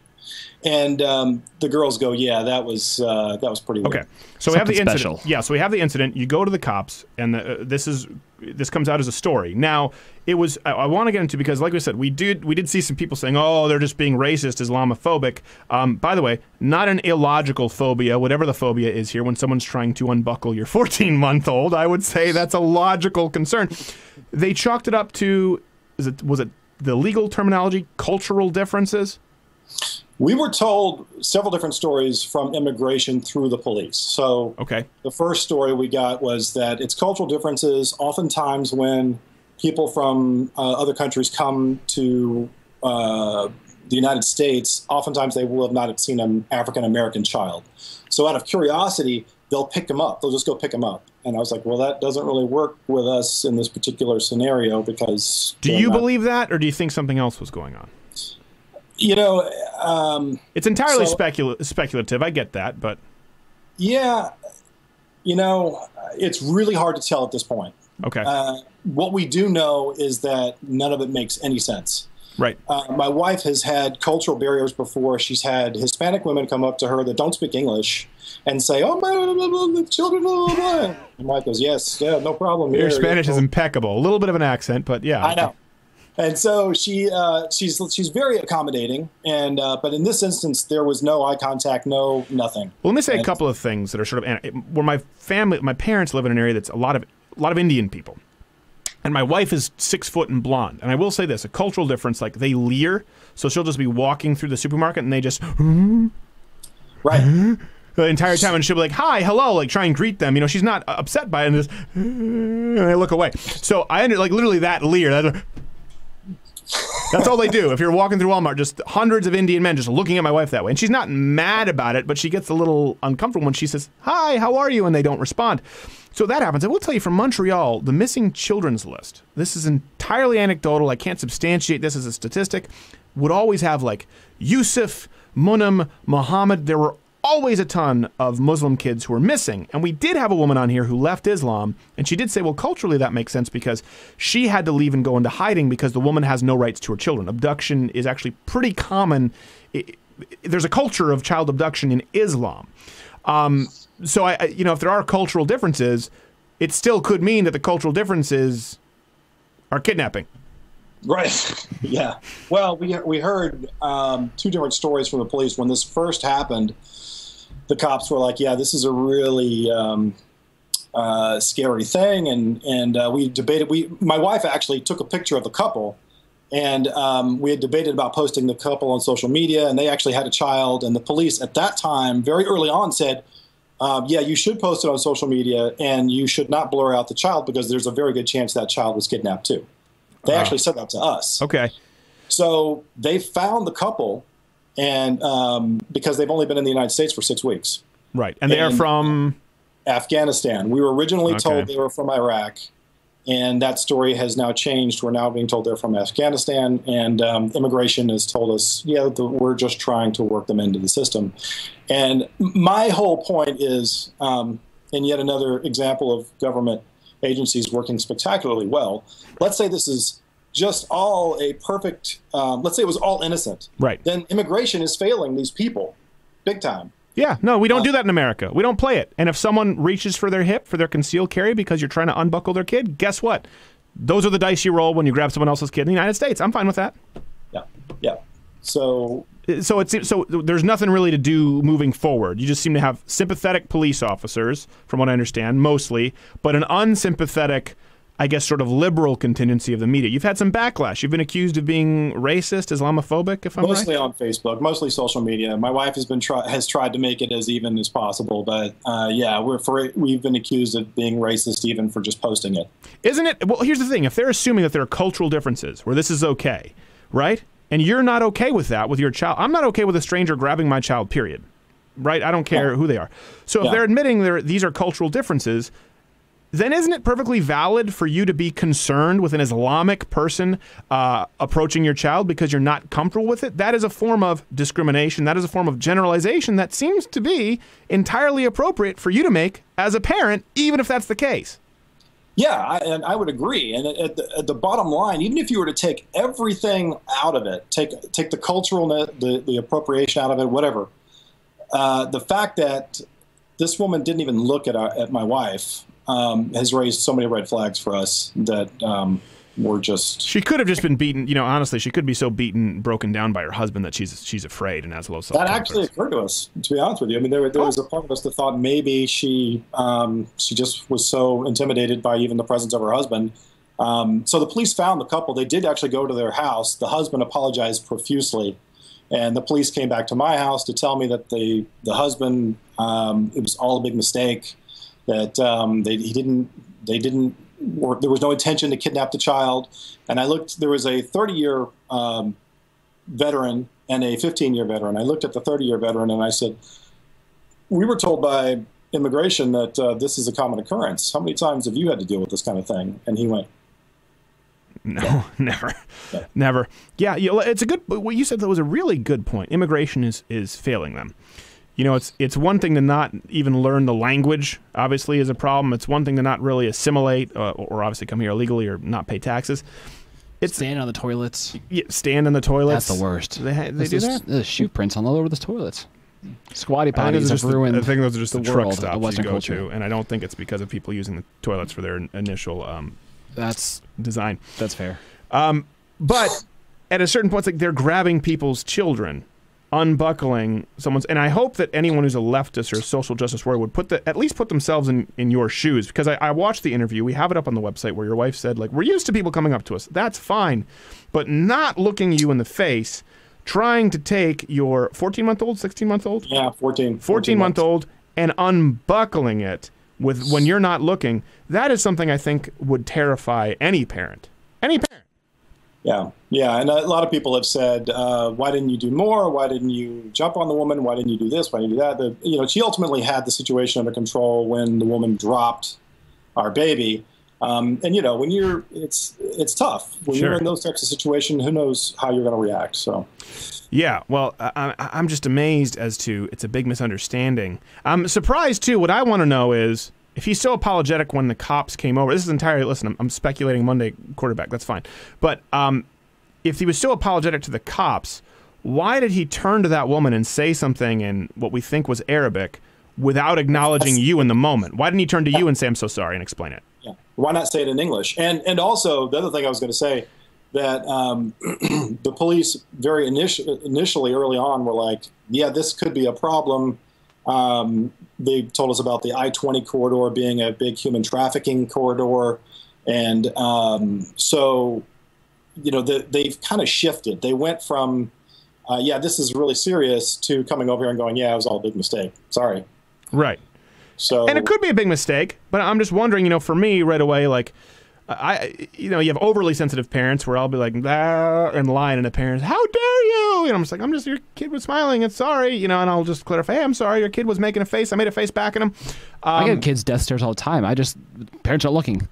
Yeah, I know, but and you aim your Smith and Wesson at crying. them, and you're not supposed to do that. It's a bad idea. One day I'll learn. One day. It only takes one accident. But I would right away, I would imagine they'd try and mitigate it in the so I'm sorry, there just seems like a whole bunch of things all around that are incomplete here. Is that music to take us to the break? Is that nope. It's just miscellaneous music going on. I'm sorry, Matt and Jared. It's saying you've gone on too long. No, he's not. So, okay, so what would you say to people? What do you do now? What would you say to people who are first hearing about this story, or do you have any advice for parents? Ultimately, the lesson is, you know, buckle your kids in, even at the shop. I mean, it was that was what she took away from it was we don't know what would have happened had she not even had Briggs buckled into the seat. So, right, you know, that's all we can take from it at this point. And that the guy, if nothing else, is a total prick because he should have apologized there on the spot. You didn't say it. I said it. If I were a dad, I would be upset with him. Matt, George, thank you so much. If anything develops, please keep us posted, okay? Yes, sir. Will do. And his name is Matt. His name is not Michael. It happened at Michael's. And that is a creepy story, man. I don't know. It is creepy. I know we're supposed to be tolerant of everybody, but I don't have a lot of tolerance for people who go around just snatching up kids with no eye contact. Douchey thing to do. Don't do it. It is douchey. At least.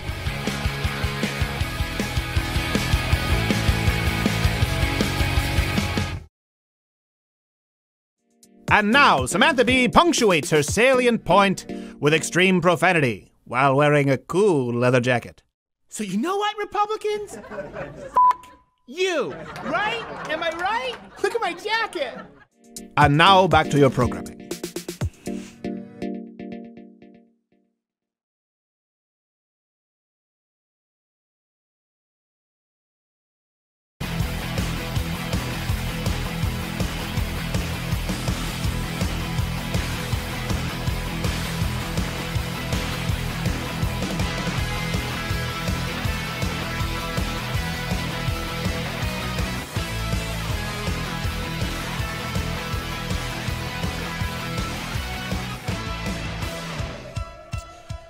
Glad to be back. Amped up. Ready to go. Skagg3 after the break. After the break, we're going to have on that. Yeah, after the break. No, wait, no. We got 2 segments, then Skagg. Gosh, we're all over the map. We've been trying to really plan these shows a little better, a little tighter, and so sometimes it gives me a little less room to just sort of do the free flow. Okay, we talked about this last week. So let me set this up. This guy, Michael Woods Jr., has been on, I don't know if I would say friend. I would like to say friend, but I don't know him that well. But a man who I respect, Joe Rogan. I've been on his program. Michael Woods Jr. has been on Joe Rogan's program several times, and people were asking me and him to get together to do a debate. So this is the clip they were sending me. Disrespect beef or a drug war beef can lead to that shooting. I want to have you sit down with someone who's a gun proponent. Good luck. What do you mean good luck? I've been here for a year doing this day in and day out, challenging everyone from Sam Harris to whoever. They're not going to do this. The evidence is on my side. Well, they're not going to do what? They're not going to have a debate because they certainly would. I could definitely set that up. Set it up. Okay. All right. Well, I could set it up. My friend Justin. So the reason we did that, the reason we're doing this is because he said no one would. So I sent out a tweet to him. Now let me be clear, saying gladly would love to have a discussion on my program. It would be effective. We can do it wherever. He tweeted this out. I have this up on my screen. All right, we will see what Joe says, and if it doesn't work, we can do on a recorded Skype or something. My DMs are open. So that's great. I was happy to see that. Now, after that, we tried to book Michael Woods Jr. Let me bring this up here. Here is the next order. This is Not Gay Jared, Steven's producer. Does this time work? He said, I will be in LA doing pre-planned media all week. Won't be able to schedule until I get back to the East Coast. I said, okay, thanks. You let me know. Open invite. Be well. This is how we left it. After this point, Michael Woods Jr. went out publicly on Twitter and said, new rules. I'll only do the debate if you give to this GoFundMe. And I don't remember what it was. He claims it wasn't for him. It was for charity. And so people got on him about it because he's changing the terms.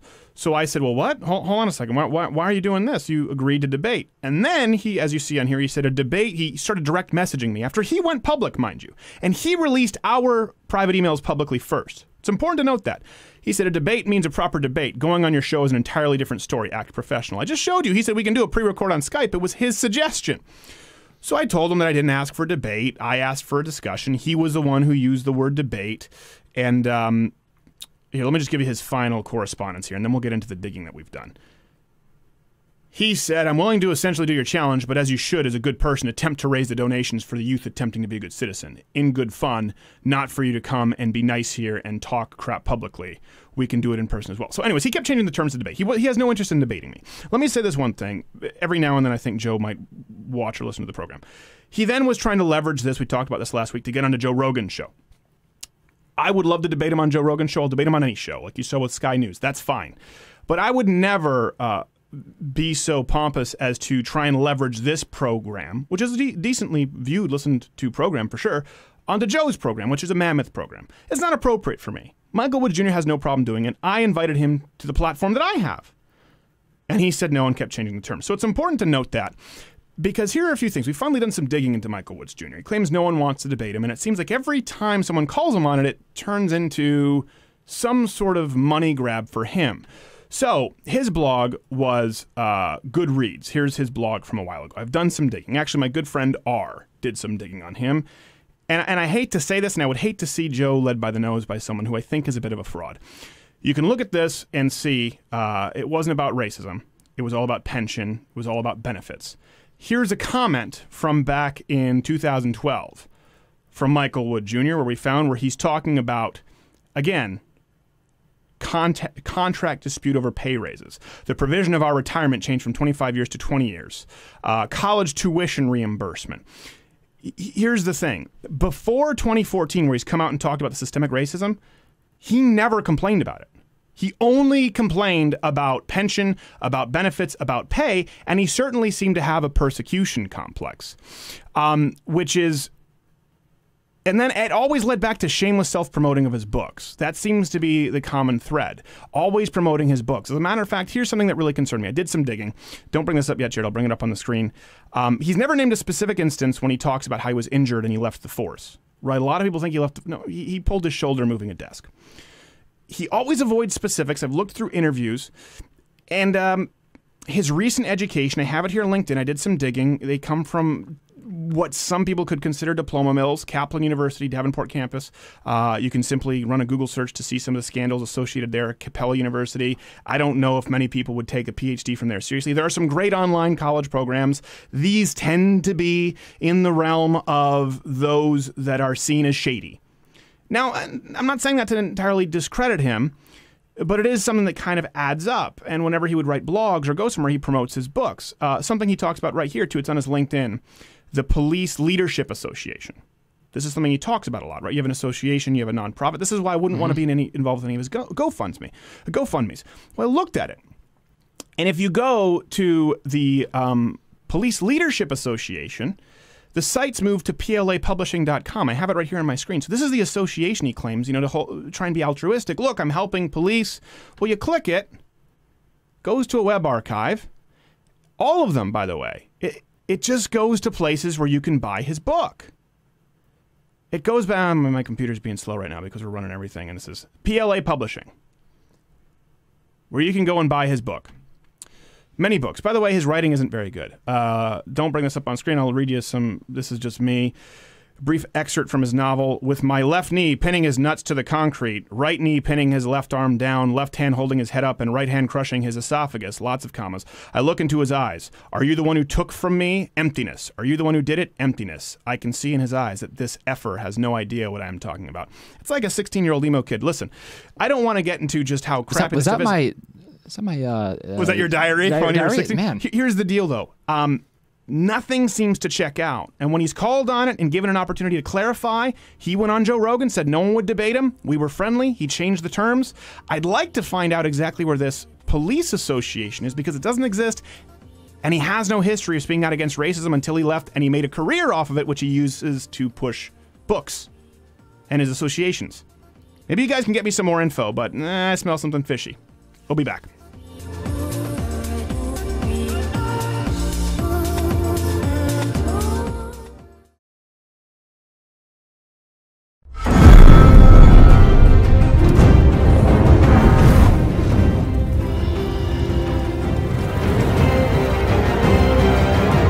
Welcome to episode 349 of the Game of Thrones Fandom Podcast.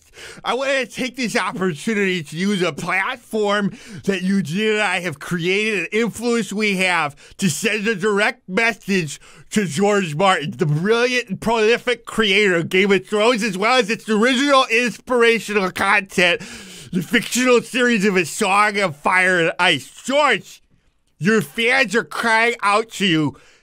There has been a noticeable decrease in quality on the Game of Thrones show, and your fans who have been loyally supporting you want more boobs and butts. If the show doesn't have the boobs and butts, I just go watch the Lord of the f***ing Rings. Yeah, but I think Game of Thrones is more grown up than Lord of the Rings. No, it's not the point, Eugene. It's not about age-appropriate content or the Ring and the Fire.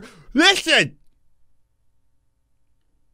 If there's no boobs and butts, it's not Game of Thrones, George. George! Get your shit together, George. Your fans watch you. Return to form.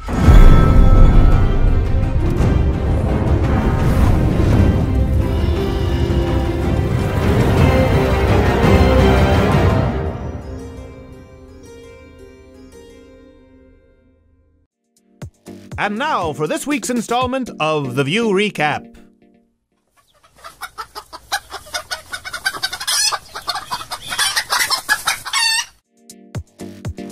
Now back to your programming.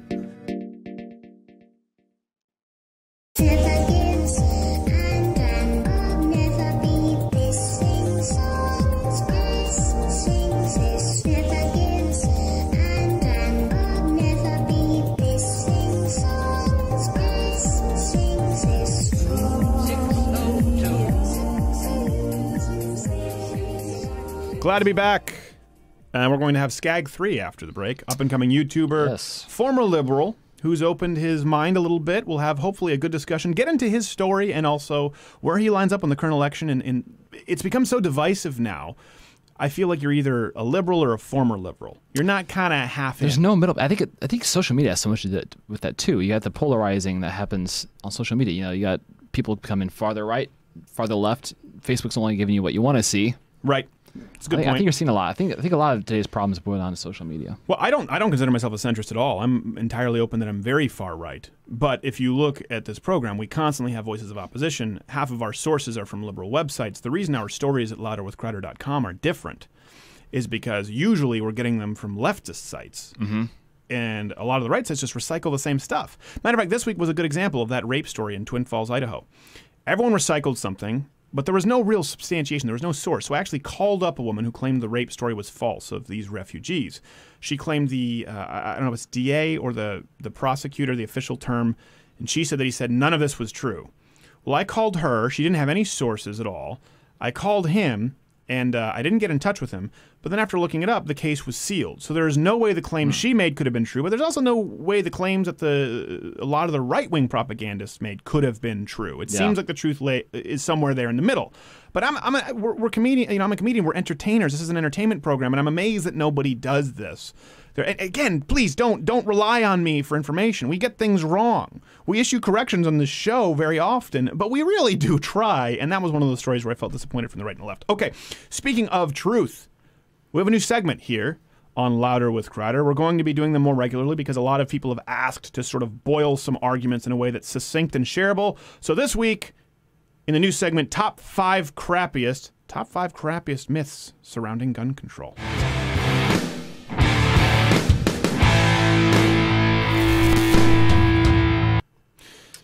That was short. It just kind of ended. I faded back to you. Oh, you faded back. Could have gone better. All right, so we have a few gun control myths, and Not Gay Jared will be operating his. He's got all these inserts to bring up. This is important right now because these are the big myths that the left that they're pushing, right, with the Democratic sit-in.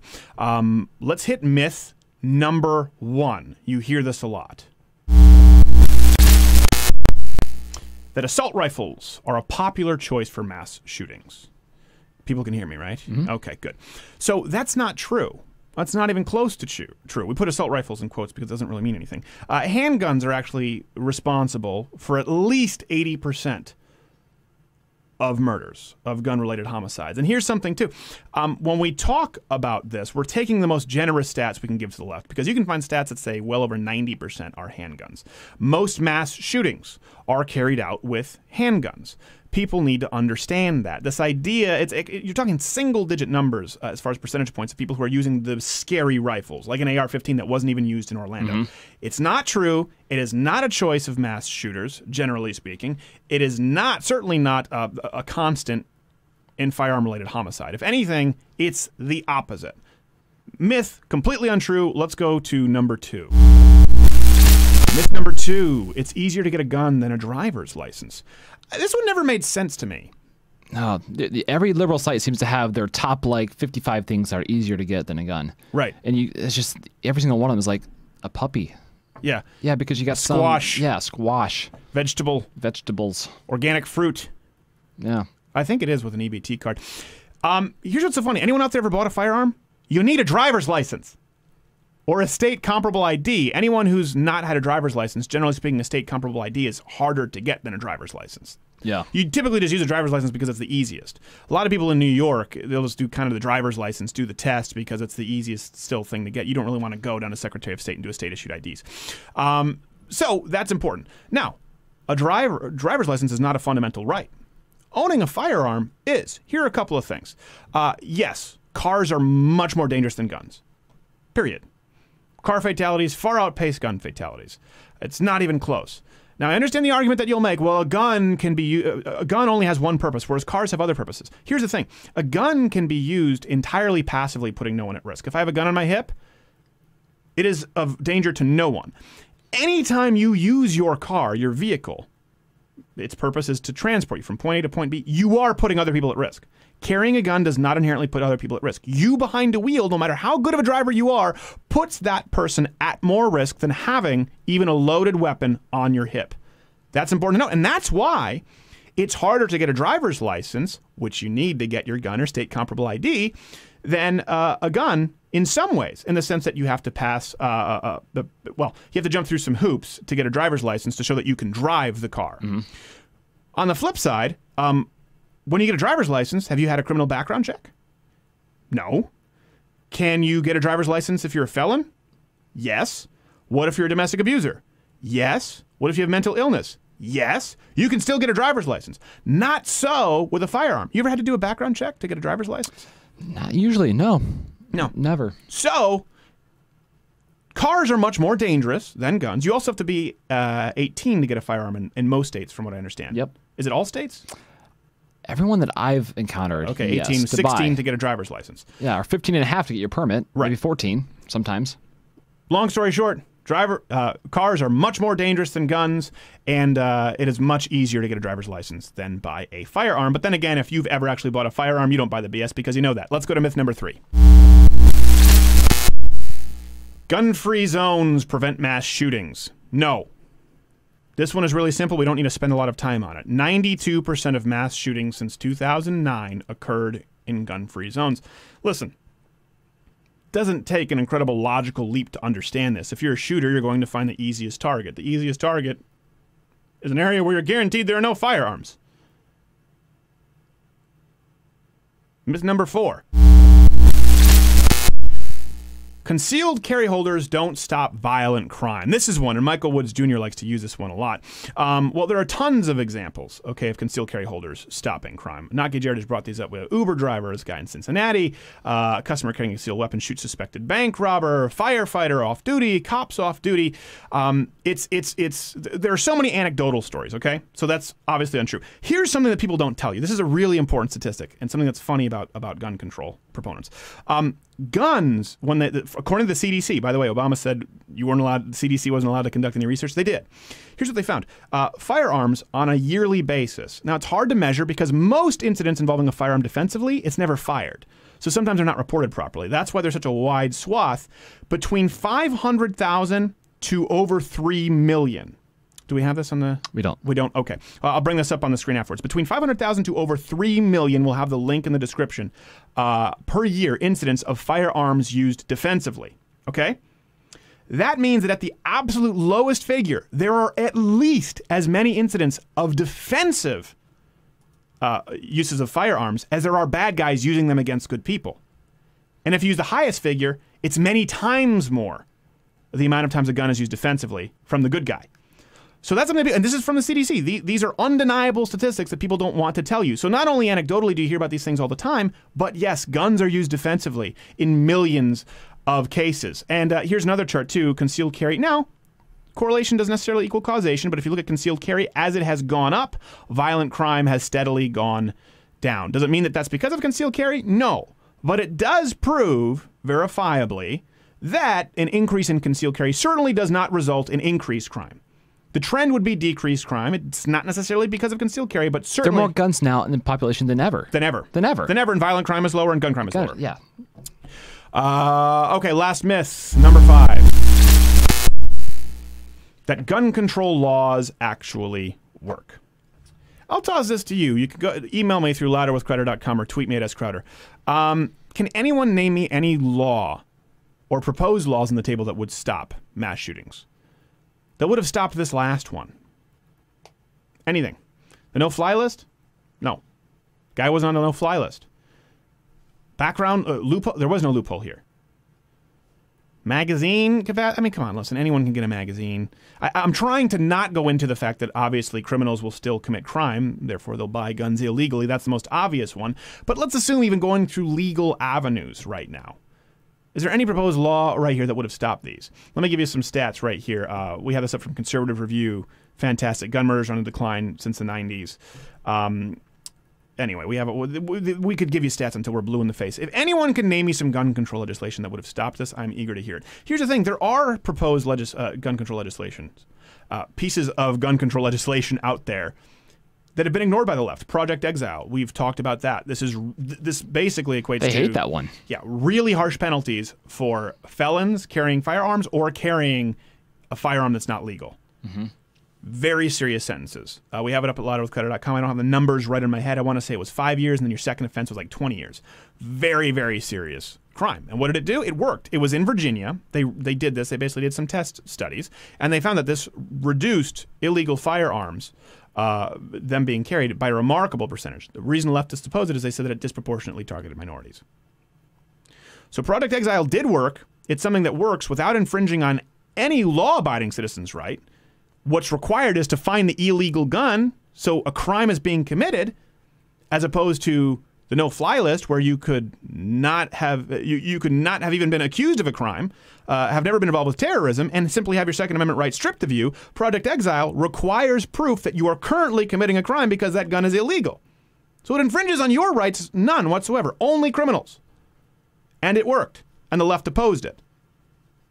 But I want to know, what kind of gun control laws proposed? Do we have an outro here? We do. Oh, okay. Want to roll that? Tweet me at @scrowder. What gun control laws would have stopped this? I still want to know. Crowder's crappy This has been a top 5 list.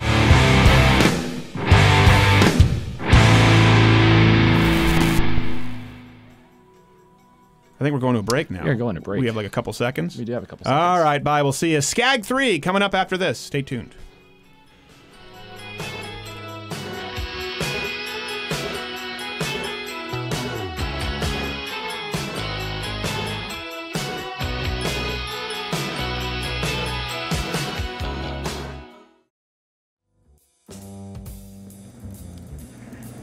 Oh, there you are again. I'm glad you're enjoying the video cast or live video stream, but many of you don't know you can subscribe on iTunes or SoundCloud. Take the audio version with you on the go. There's exclusive commercials, plus it's free. As we know, you don't want to say cheap, inexpensive, you're frugal. Stay still.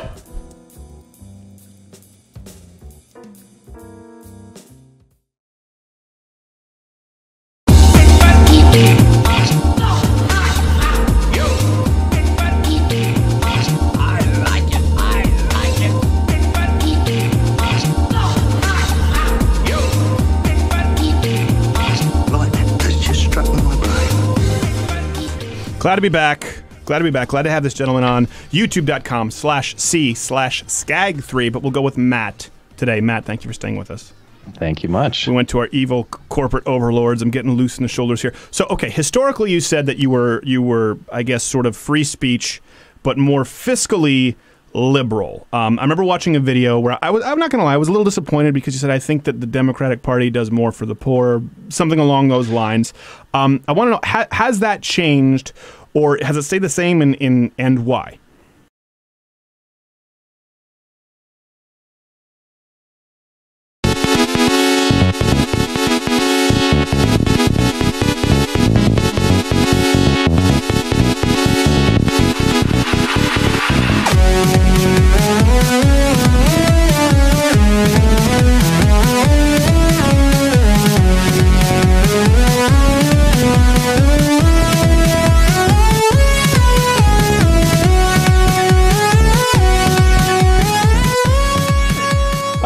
We are back, and we have a gamer here. He's dancing with us at the breaks. Dancing with us. I couldn't see. I was so involved in my own dance. So, really quickly, I've followed his stuff on YouTube. Very intelligent guy. We agree on a lot of stuff. We disagree on some stuff, but he seems reasonable. He's pretty funny too. YouTube.com/C/Skagg3. He's rebranding, so that'll be easier. But I do recommend checking out his channel. And I'm trying to keep track of the right name. So we'll go with Matt right now. Matt, thanks for being with us. Sounds awesome. Pleasure to be here. Sorry about my dancing skills. That was I haven't done it since high school prom, I think. Maybe the last time. Well, we shouldn't have done it since high school prom, but we do it anyway, so I wouldn't feel guilty about it. Okay, so Mr. Skagg, for some people call you Skagginator. I think that's a thing. Yeah, sure. Sure.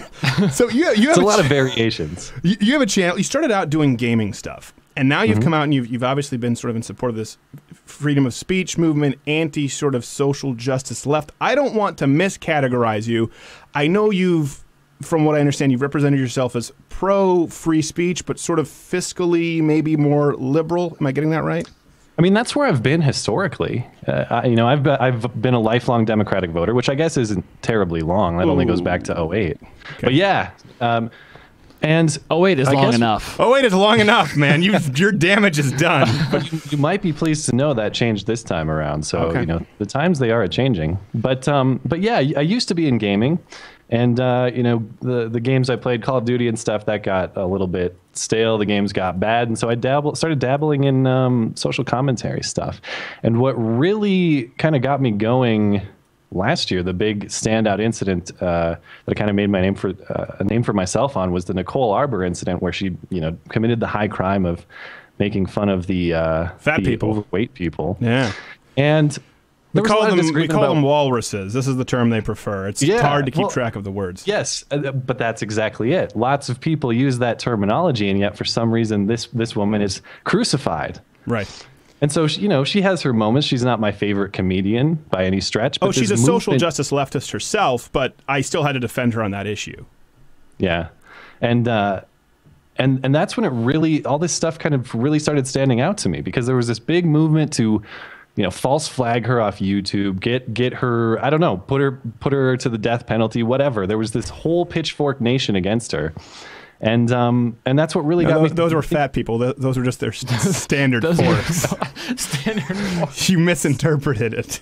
I'm sorry. You knew what you signed up for when you came on here. Sorry, continue. Oh, absolutely. Absolutely. But that's been, if I could pinpoint any point where my eyebrows started to raise with, my former political friends, it's moments like that where it's like, okay, we can have disputes about what's tasteful and what you want to watch for entertainment or you don't, but I'm not going to sit here and start thought policing you. I'm not going to sit here and tell you what you can and can't watch or what can or can't be posted on the internet. Right.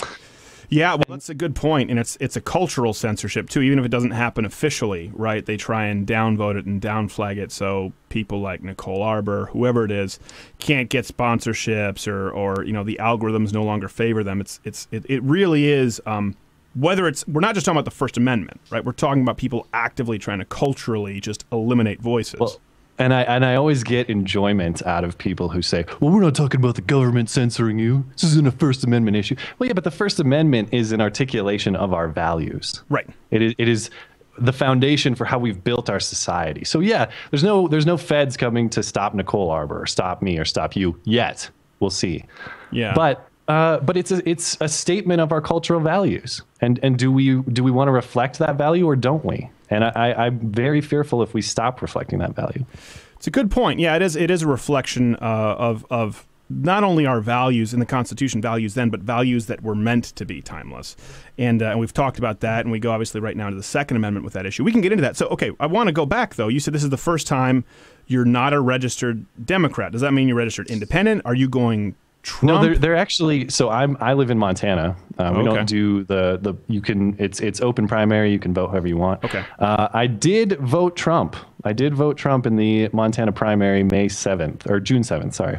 Okay. Which is my first major Republican vote. It's the first time. And why was that? What made you make that decision?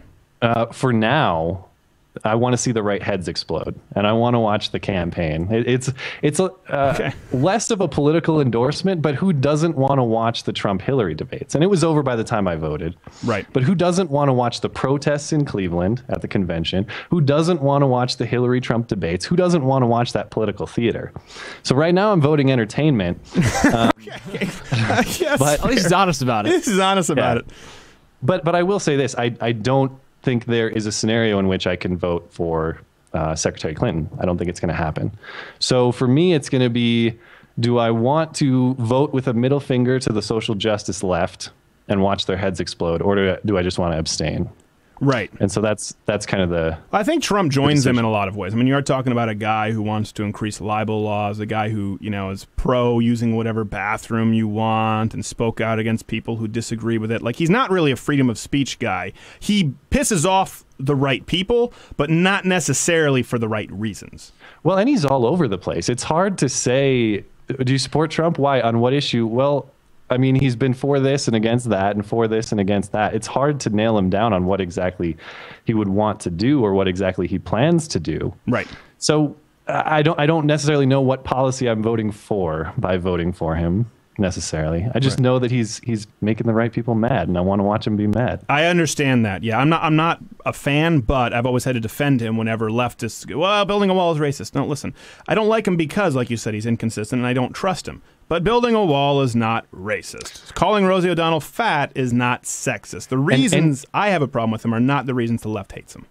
And isn't that frustrating? I mean, to me, as someone who enjoys watching political theater, and I like watching the debates in the same way people like watching their, whatever Netflix show or things like that. But to me, Trump seems like a candidate you should be able to hit hard and defeat when pressing him on issues. Right. If you nail him down on these inconsistencies in the debate, or if you're a reporter and you ask him the tough questions, he should be fairly easy to expose that way. And what do we have? We're talking about sexism. We're talking about racism. We're talking about the low-hanging fruit that maybe it sticks with some people, but for people who can see past that, I don't know that it does too much. We have to go to a break. We'll bring you back. Matt, Skagg something louder with Crowder. We'll get it right after this.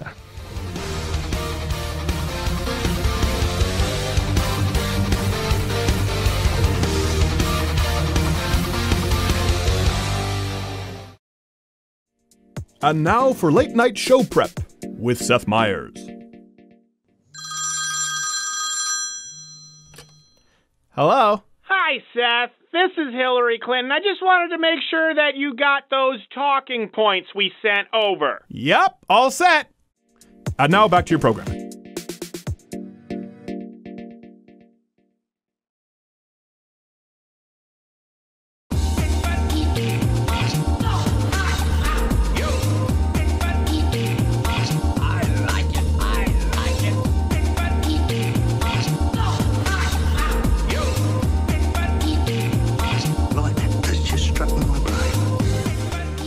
Glad to be back. Glad to be back. Glad to have this gentleman on. YouTube.com/C/Skagg3. But we'll go with Matt today. Matt, thank you for staying with us.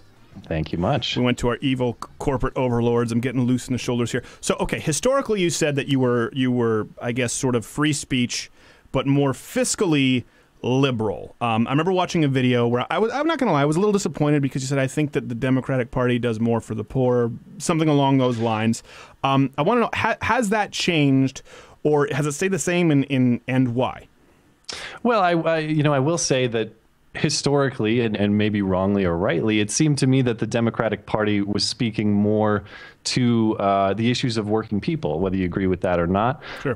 And they also spoke more to, what I would also like to be an advocate for responsible public investment. I think there are good things that the government can achieve, and there are good things for the government to invest in. And I think historically, Democratic candidates have spoken to that. Well, I shouldn't even say candidates, because what are we talking about here? We're talking about Obama. We're talking about 8 years. Right. So, I'm not a policy expert on these things, but that's the way I've leaned. And to me, it's become, with reference to what you were just describing, in that particular video, it's like, yeah, I've leaned this way, but if you're going to put more foundational ideas as the cost to supporting those types of policies, I'm not with you. Right. If we don't agree on free speech, if we don't agree on due process, if we don't agree on a lot of constitutional principles, I don't care about debates about economics or investment or foreign policy if we betray those foundational values. And to me, it seems like it's becoming a choice between those things. And I think you're really right. disheartening. Two things there that you pointed out that I think are important. Yeah, I think it has become a choice. I think people need to understand, because, I've been doing this for a long time on YouTube, and of course, every single atheist was a liberal who thought the Tea Party was racist, and how dare you, and now a lot of them have come around because they realize the only people who are really in their corner with freedom of speech are conservatives, Christian, atheist, agnostic, or not. There is no major contingency of the left today who support free speech. They may think so, like these Bernie people, they think so. They come on our channel and they're so mad. And the reason I ask you, and I think you answered my question, is because I have talked with Gadsad about this, I think Sargon about this. Economic authoritarianism is still authoritarianism. And if you look at them in their verticals, obviously constitutionalism, conservatism, whatever you want to call it, has always, regardless of the name you give it, has always leaned in the direction of freedom, whereas socialism, democratic socialism, as though that changes it, big government has always leaned toward control and security. And so I've always thought it was, I think a lot of people are kind of taking the step. You are not to assume where you are, but I think I've seen some people and talked to them behind the scenes who fancy themselves fiscally liberal going, I don't know if I can reconcile this with my other beliefs, because freedom is freedom. Yeah, well, and there are too many sacred cows on the left too, and right. Every time there's a debate, you and I might be a certain distance apart when it comes to what we think appropriate tax policy is, or what we think appropriate public investment is. Who knows? But right. When I hear you describe what your philosophy is, I don't assume malice on your part. And I think that's a huge problem right now is, well, you disagree with me, so that means you're a scumbag. That means you hate poor people. That means you hate minorities. That means you hate this. That means you hate that. And if not going to lie, at least 3 out of the 4 you just said are true. Well, of the many things that people of your persuasion are persuading me on, maybe you'll get me there too. Yeah. No, the minorities are horrible. No, I think... Sorry, go ahead. Sorry, I was going to say, I'm bummed I missed out on the cultural appropriation too. If I had known beforehand, I would have got in on that. Well, yeah, you came in a later segment. This week is Africa. So when you go in, we have to change clothes because sometimes we have really serious guests on and it's a liability. But I don't think Ted Cruz is coming back. So I understand where you're lining up on that. Let me ask you this. Right now, obviously a hot topic issue is the Second Amendment. Yeah. Guns. Where are you on this? Well, man, this is really frustrating, and I've spent a few videos, the last couple of videos on my channel, talking about this because, as someone who has been kind of on the left as a voter for the last few years, you hear the things that they say, and they talk about common sense regulation and all these things. And to someone who's not necessarily as informed on the issue, like, oh yeah, it makes sense that people shouldn't have machine guns, right? Right. But this is an issue where the more I dig into it, the more it seems clear that I hate when issues are this simple, but I really do believe it is people who are informed versus people who are uninformed. Yeah, no, I think you're right. I was just talking about this one. It is an issue that requires an uninformed voting base who don't know what a semi-automatic is, who don't know what the no-fly list is, and who don't know that an assault weapon doesn't exist and you can't get a machine gun without a background check. It requires those people in order to be pushed through. Yeah, and when you look into these quote unquote common sense regulations, the less common sense they make. Like the common sense regulation right now is, hey, if you're on one of the two lists, you're not gonna be able to get a weapon. So we're gonna deny you your Second Amendment right. We're also gonna deny you due process because that's common sense. Right. I think it was Trey Gowdy at a House hearing this week, who basically was asking someone testifying. I forget. Well, you what just her outed title yourself. was. If he's talking about Trey Gowdy, there's no way there's not even a shred of Democrat left in him. If his audience thought so. What he said was, Trey Gowdy. Can you?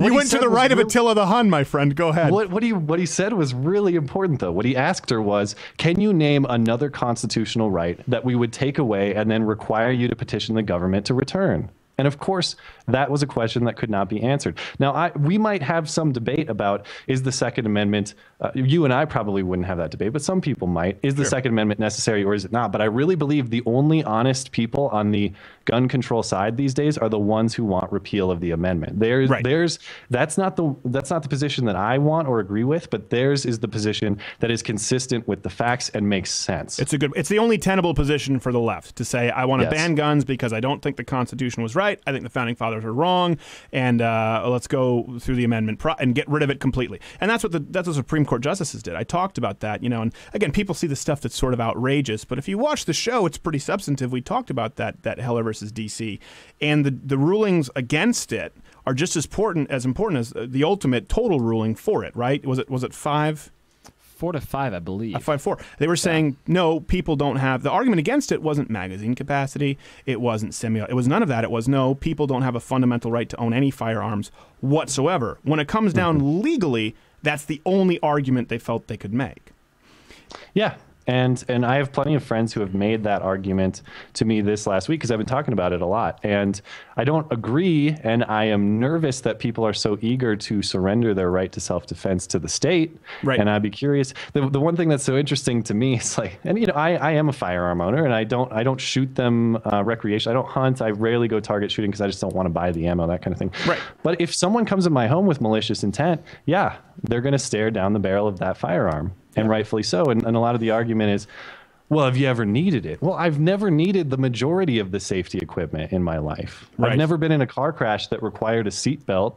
I've never been in a burning building that required a fire extinguisher. I've never needed these things, but I'm happy that they're there. Sure. And I wouldn't want to surrender that protection to the state, because if someone comes in here and I call the cops, I would rather not wait for the cops to get here, as fast as they may be. Black Lives Matter. Let's make sure the cops are the only one with guns. Only one. Only one. That was Sean King. It's okay because it's an impression of a white guy sounding like a black guy. That's one thing. It's like we've talked about that, and I've had Sargon on where we disagree, but I go, okay, I can understand that. It is an entirely untenable position for someone like Sean King or DeRay to say cops are racist. The judicial system is inherently biased and slanted toward white privilege.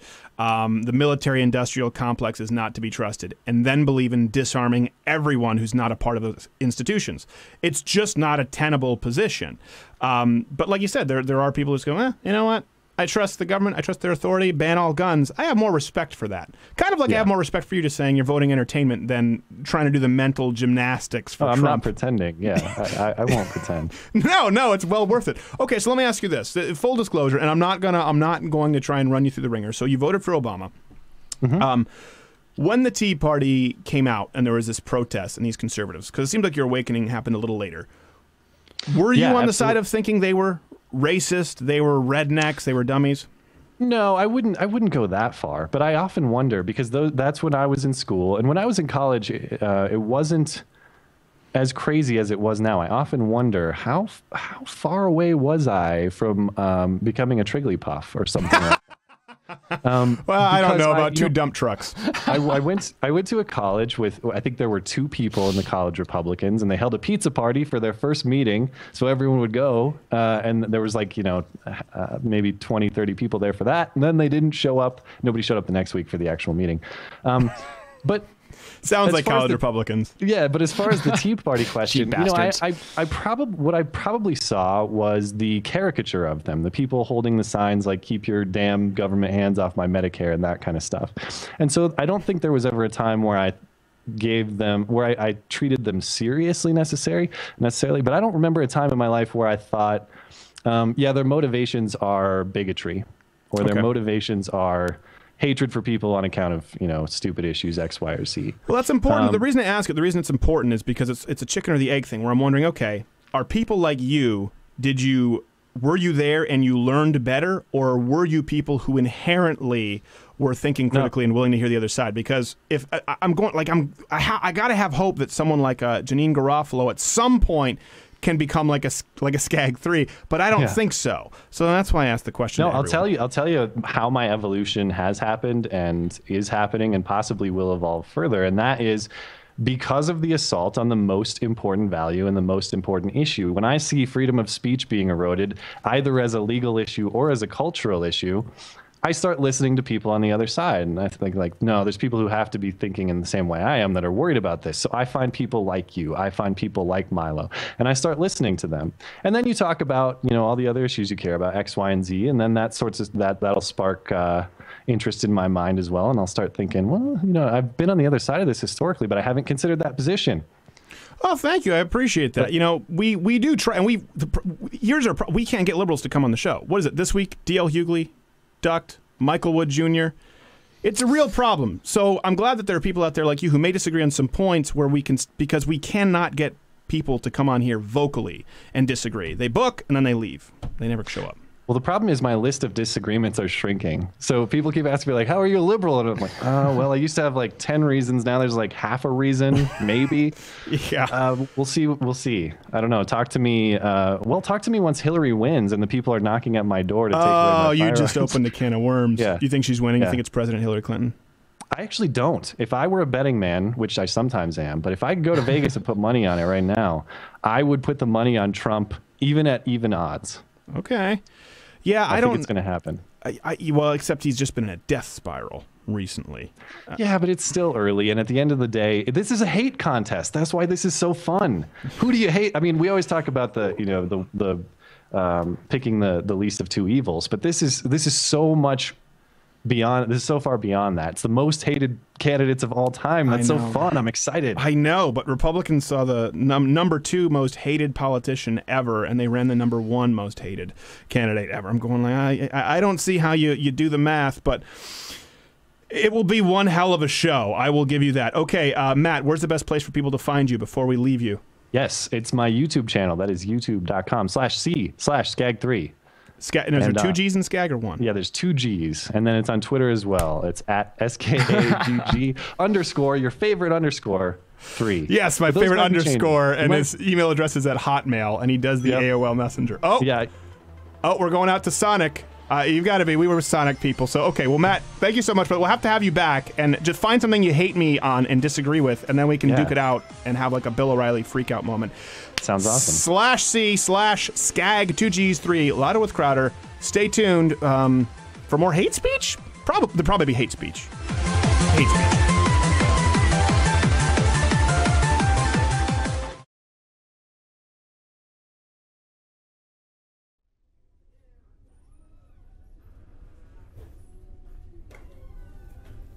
Outdoor hunting and defense accessories. How can I help you? Hi, this is Neil Steinberg of the Chicago Sun-Times, and I was hoping to visit your establishment and purchase a semi-automatic assault rifle. Neil piece of shit Steinberg. That's what we call you. I know who you are. I've heard all about you. That's not my middle name. It is around here.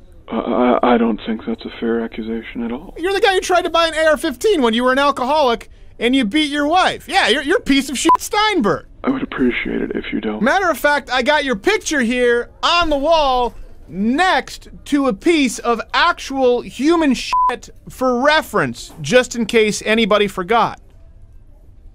That just seems like overkill. It's a big one. It's a big old piece of shit.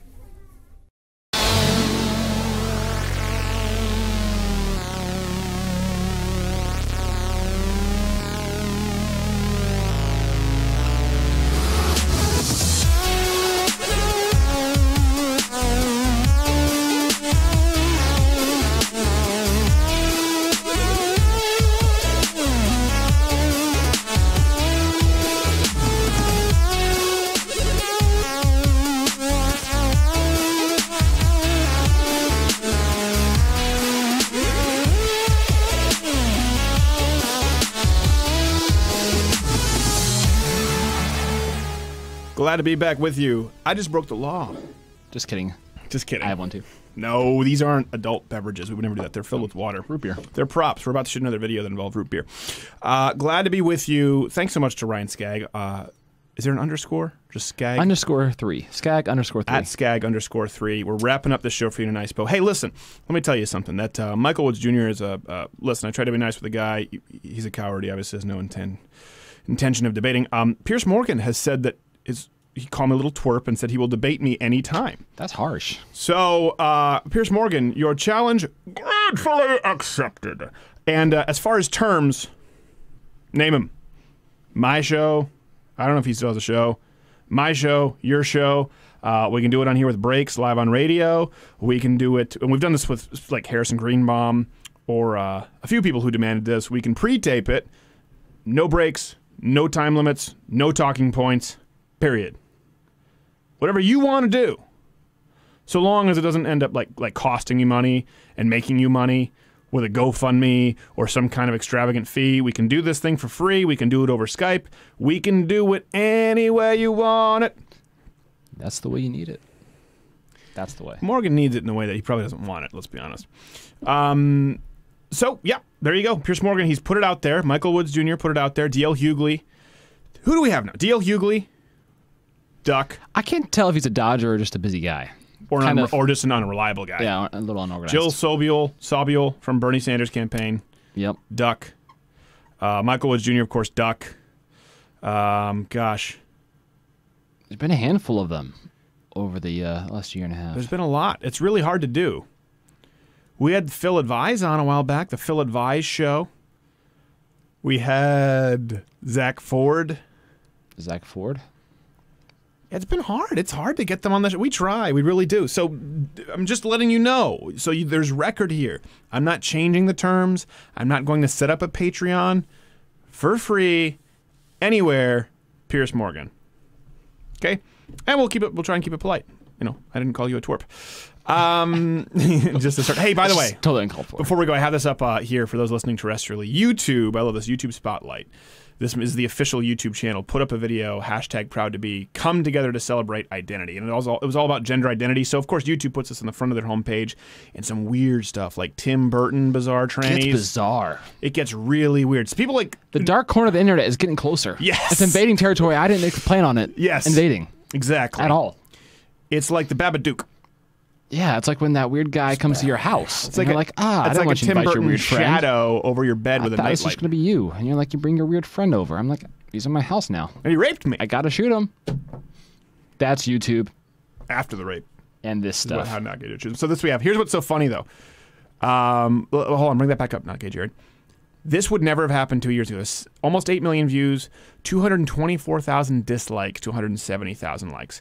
2 years ago, no one would have had the nerve to downvote an LGBTQ. And that's not the only one. That's one of several this week that we've spotted. Yes. Same trend. There's been I've talked about this. Go back to this show a year and a half ago where I said the pendulum has to swing the other way. Well, guess what? It's happening.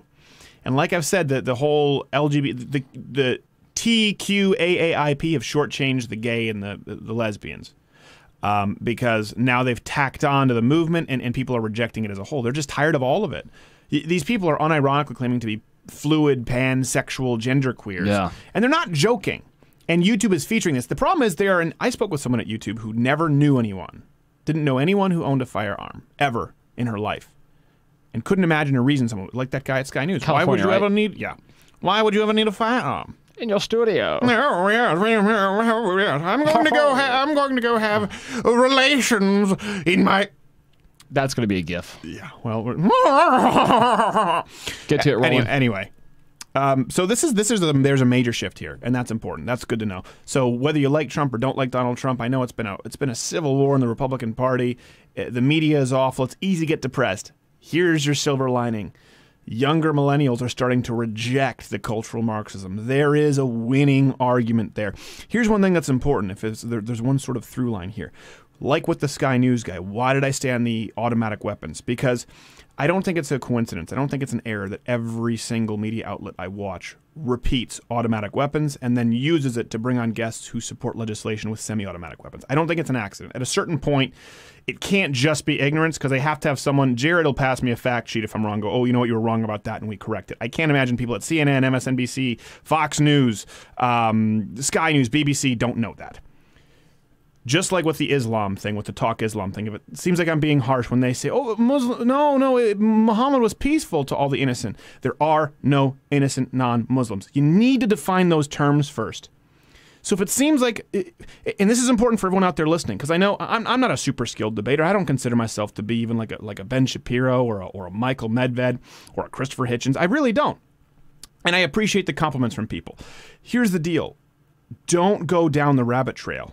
The Sky News thing, we talked about it. We went from automatic weapons to assault rifles, which was undefined, to why do you need a gun, sir, to why don't you support the no-fly list, to hope you have a safety latch on your firearm. The hell's a safety latch? I didn't have one. Doesn't have one. By the way, that's one thing I will lie about. Jerry will tell you all the time. I always lie about my firearms, just so you know. Why? Nobody out there will ever actually know how many I have, what I carry, or where I carry it. There's a 9 out of 10 chance if I say I have But it is up your butt. Well, there's a good chance. There's a 9 out of 10 chance if I say, hey, I've got a firearm on my hip, it's actually somewhere else. If I say it's a 9, it's probably a 38. You never know. So, full disclosure on that one, the point remains the same. Do not let them get you off on that rabbit trail. If you know, because then you're arguing at a point where you've given them an advantage, they're lying, and they're still going to pivot, and they're going to mislead you anyway. Stay on the point. No. Before we move on, we are not talking about automatic weapons. No. Before we move on, I need to point out that there are no innocent non-Muslims. This is what you're saying. And it's not for them because they want to continue the lie. It's for the people listening to you. You'd be amazed how many people don't know this. The emails we get from people going, I didn't know the difference between an automatic or a semi. I didn't know this about Islam. Do not feel that you have to go in on their terms if you take nothing else away. And we have to go. I'll see you next week. Look forward to your emails. Hope we can help. Stay tuned for next week.